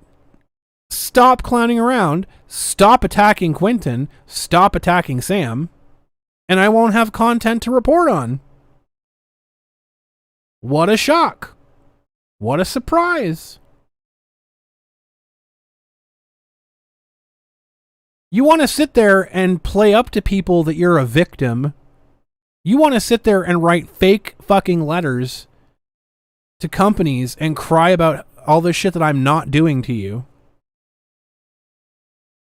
You want to sit there and talk about all of this bullshit that is not happening to you. You want to be Chrissy so bad. You want to be in her situation so bad because she's the one getting all the attention, right? And you have nothing going for you. You have nothing going for you. You hate your life. You hate where you are in life. You apparently hate how you look. You don't have the balls to unlock your main account. So instead, you create a second Twitter account for the explicit purpose of harassing and attacking people?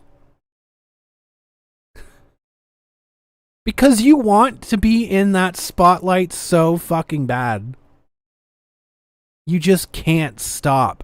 But you want me to stop? You want to keep taking swings at me? You want to keep taking swings at Samantha? You want to keep taking swings at Quinton? But you want us to stop? I don't understand where this disconnect comes from when you're the abuser in this situation and you're going to people and saying, well, I wouldn't have to hit her if she would just stop talking. It's not how this works. Your friend,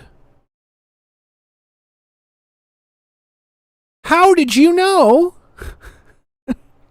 Let's get into this for a second to finish off. How did you know there was an article coming, Clowny? How did you know there was an article coming? You knew. I know you did. I know you did. There's a lot of stuff that you think. There's a lot of stuff that you think that people don't see that I see. Because there's a lot of people that really don't like you. There's a lot of people that see what you do and they don't agree with you. And there's a lot of people sharing the things that you think are intimate and private that nobody can ever see. There's a lot of people sharing that stuff. There's a lot of people sharing that stuff. And it's because you're a garbage human being. All you have to do is just not be a prick to people. That's it. That's it.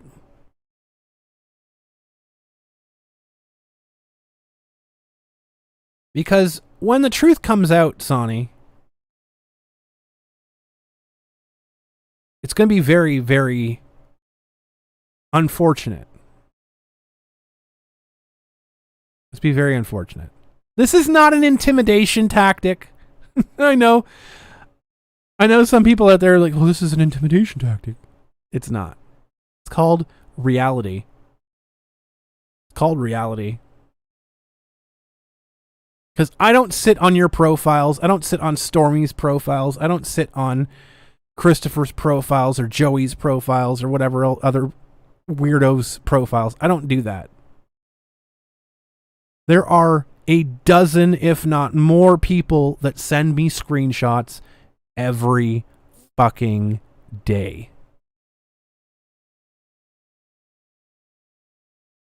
Every day for months since this began. Things that you think are private. I'm sitting on it. Why would I show my hand? Why would I show my hand when all you're doing is just proving my case for me every single day?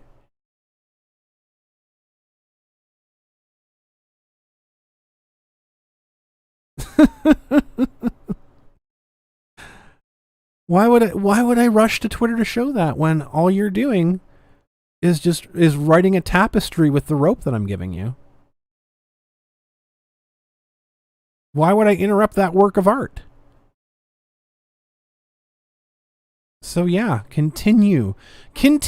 I have said from the start, all you have to do is just stop clowning around. Stop performing, and there wouldn't be anything to report on. It's over. Your friend is getting a criminal charge unless she pleads out. There are no other victims. Because there wasn't a victim in the first place outside of Quinton. Quinton Flynn is the victim. You are the bad guy here.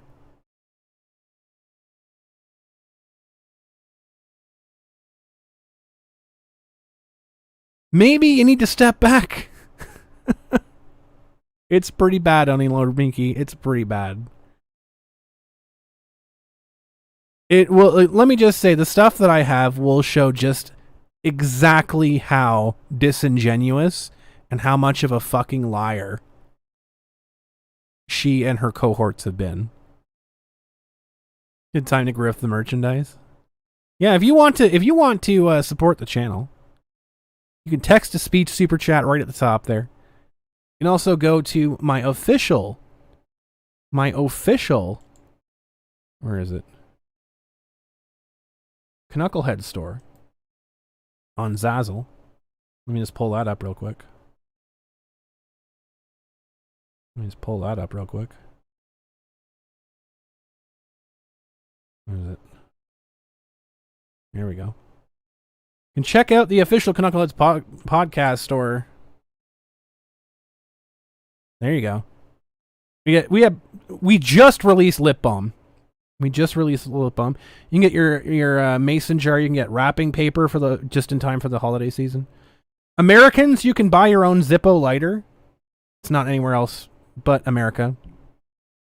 40% off mugs right now. If you want to get your own very own mug, 40% off. It is absolutely crazy. You want to get yourself a can cozy. You want to keep your Yikes Hard lemonade nice and cold. Get a can cozy. Does a fantastic job. By the way. We have the collections here. You can see the collections. You get your very own serving tray. You can get your own 4-course serving tray. You can get you a Clowny beer glass. There you go.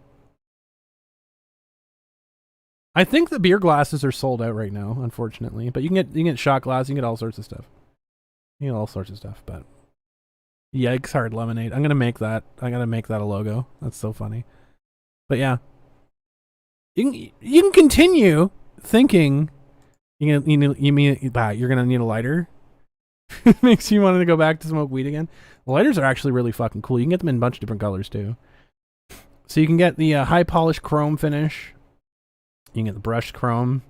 You can get the street chrome. I don't know what the hell that means. There's more too. Again, in a black matte. You get it in a red matte. There you go. I like the chrome ones, but hey, you want them? Get your own Zippo. 1 a.m. It's too late for grifting. But there you go. So yeah, if you're out there thinking that you're safe, all of the diatribe and shit that you've been posting is safe. No. There's a lot of people that you have pissed off, even people that are quote unquote on your side, that you have made angry, that have been leaking information. So, have at it. It's unfortunate for you, because it really makes you look poor in this entire situation. But hey, there'll be a day when it's appropriate to share all that information. There will be a day when it's appropriate to share all that information. But my suggestion would be not to go running around victory laps on Twitter when you're saying shit behind locks and behind certain things and behind other certain things that make you look incredibly fucking bad. Best not do that. Because I've had access to this information for several months. It's not just been recently. Exactly, we can't have that in fucking Canada, Ken. We can only sell it in the States. I want a Zippo so bad, but I can't have one because they only ship it to the US. But I've had access to this information for months. Not just recently, for months.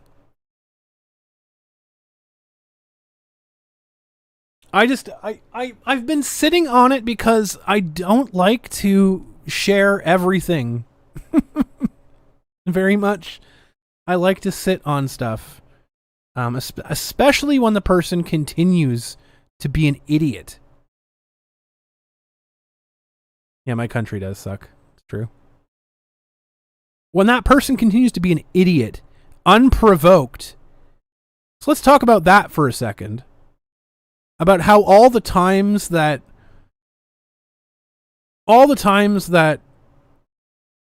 I've started talking about people, right? All the times that I talk about someone, it's been in response to something happening. I don't just unprovoked go after somebody. I don't just sit here in my room and be like, yes, today is the day I'm going to make fun of this person. No, I see something on Twitter and I find it hilarious and I react. That's it. It's not some special formula here as to how I come up with this stuff. It's literally, oh, I see it, I mock it. There you go. Because these individuals want to be unopposed.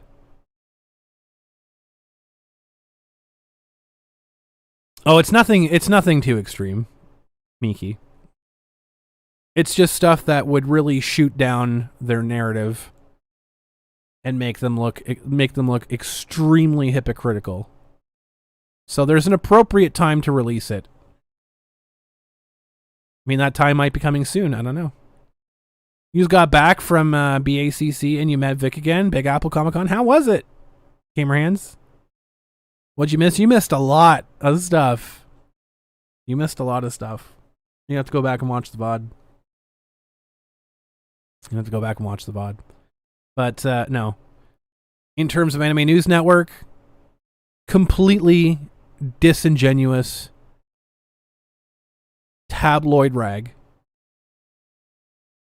In terms of the person writing that article, complete non-credible hack that has already been BTFO'd off of one site. It was fun, but a bit small. It's in a mall. Nice. That's awesome, though. I like smaller conventions. I like smaller conventions because they have more autonomy over themselves. Smaller or bigger than Kitchener Comic Con, Junior. That will be the measuring stick.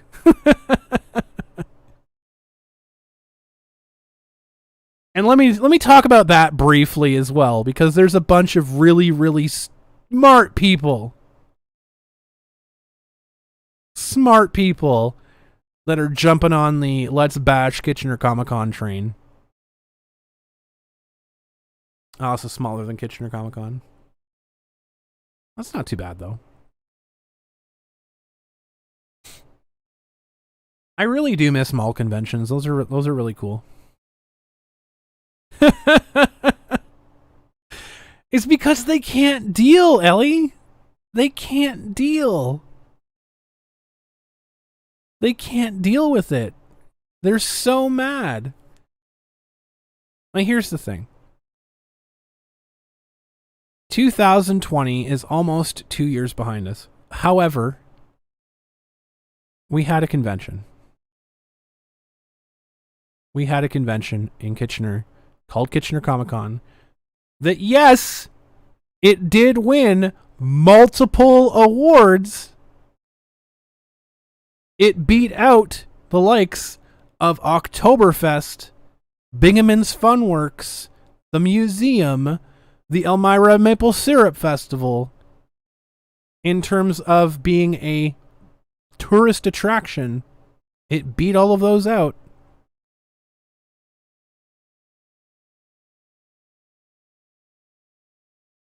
And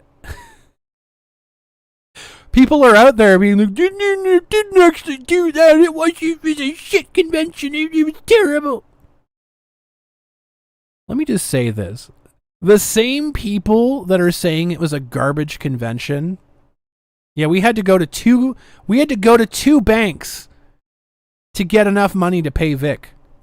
Because he cleared out 2 banks.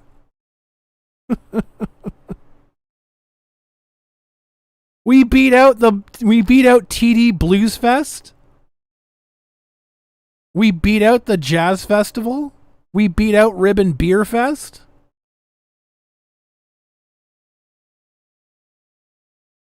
His casting couch is better than Kitchener Comic Con. Changed my mind.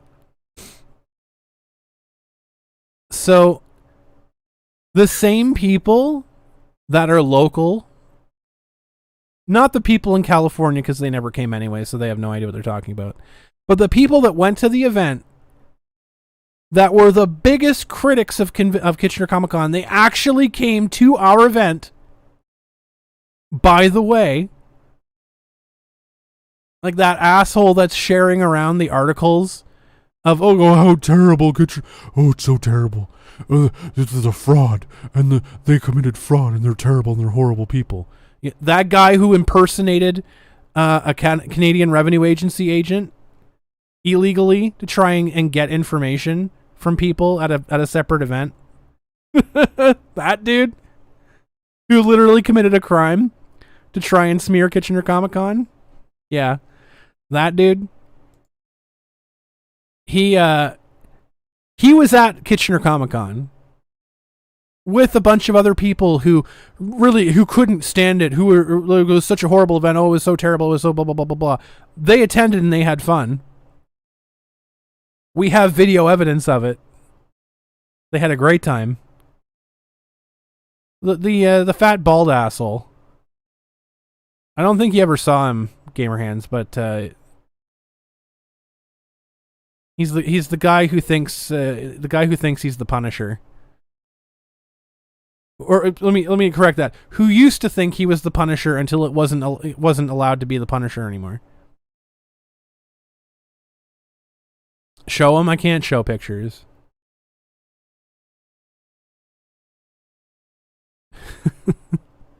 But they showed up and they had fun. There was people that didn't like Vic, that didn't want to be there because Vic was there, but they showed up to be there for their own fans, and they had a good time. Everybody that hated Vic that came to the event had a grand time. There was no issues. There was no complaints. There was nothing. They showed up. They had fun. Vic showed up. He had fun. Vic's fans showed up. They had fun. So, y'all want to trash on Kitchener Comic Con? That's fine. I can't hear you over the squeaking as we clean our multiple awards. I may not be a part of that convention because I'm doing my own projects now. But you can't take the fact that we blew the fucking doors off of that building away from that team. We won the championship in our region.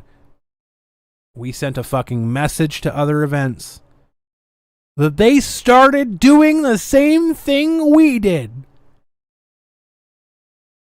Because guess what? It fucking worked.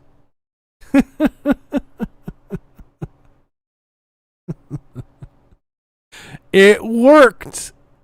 And it's going to work again. And it's going to work again. And it's going to work again.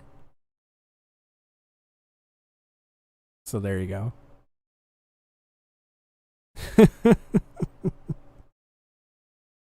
And there's a bunch of like really smart people out there that'll be like, oh well, Crumb's only doing this because they want to get Quinton at their show. I'd love to have Quinton at my show. Yeah, I'd love to have Quinton at my show. Am I expecting he's gonna show up for free? No. I would never in my fucking life expect that Quinton or Vic, for that matter, show up at my shows for a discount. I'd never ask that because I'm not a fucking slimeball.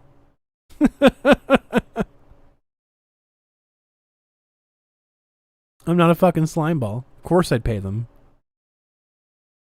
Which is why I have to work on budgeting. I don't know if I could get both of them at the same show first year, because that would be expensive, but bring in Lacey Lennon. I mean, I will bring in Any show that I'm a part of, I'll say this straight up. Any show that I'm a part of, I will bring in whoever the fans want to see.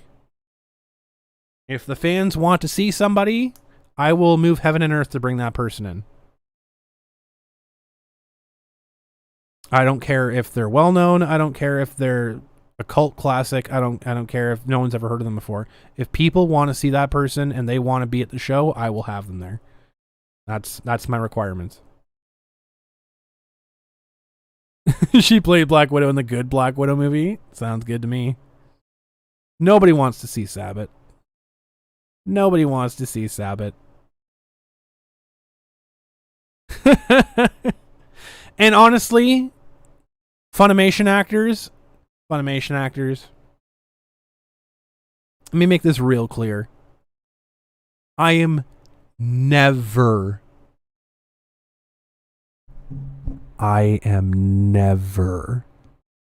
ever going to have Funimation at my show. Any show that I work with, never going to work with Funimation. Never going to work with a Funimation actor or someone who's currently under employ with Funimation. It's not going to happen. Because I understand how they operate. And now we can see, as the first half of the show was talking about, how they view their fans. Funimation can go fuck itself.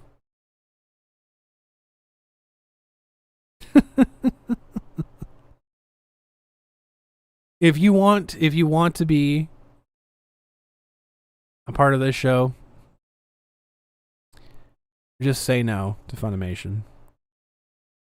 The soy punching bag. A Ken versus Ron Toy IRL discussion. You know, I would love it, Ken. I just don't think that Ron would show up for it.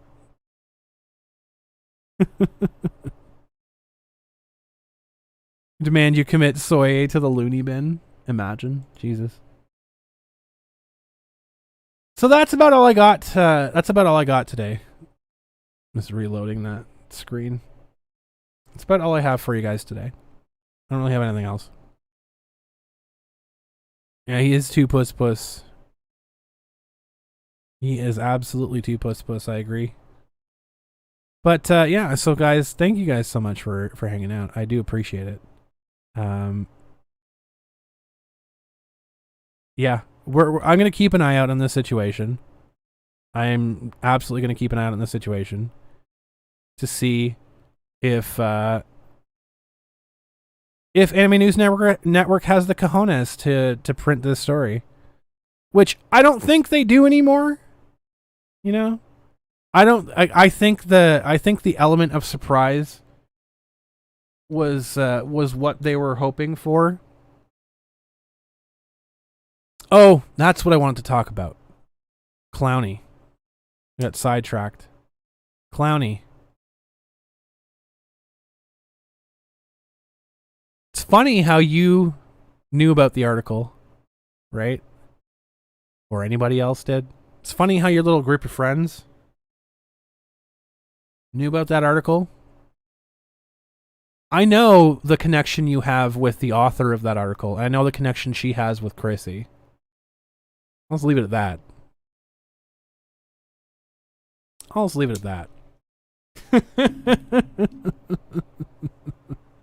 So thanks you guys for hanging out. It has been an absolute blast.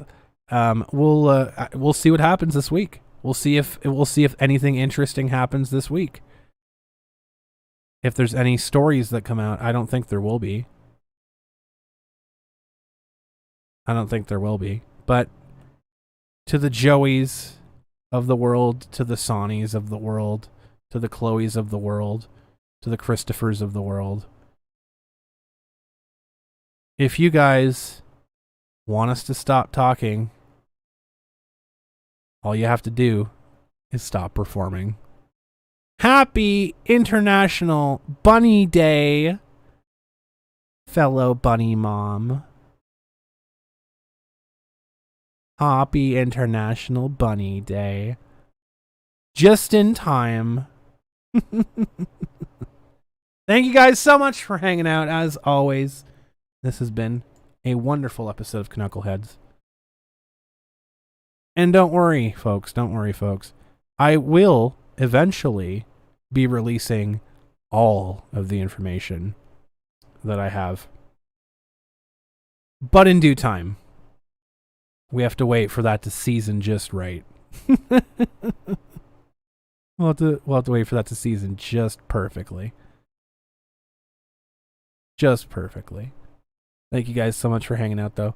This has been... I'll probably be on Twitch later, yeah, for sure. This has been Crumbrion on Canuckleheads. Be sure to like and subscribe if you want to see more of this content. If you want to support the channel, you can check out the Patreon. Join the Discord. With the $5 donation, you get into the Discord. We'll get all that fun stuff sorted out for you. Until next time, keep your stick on the ice. Bye-bye.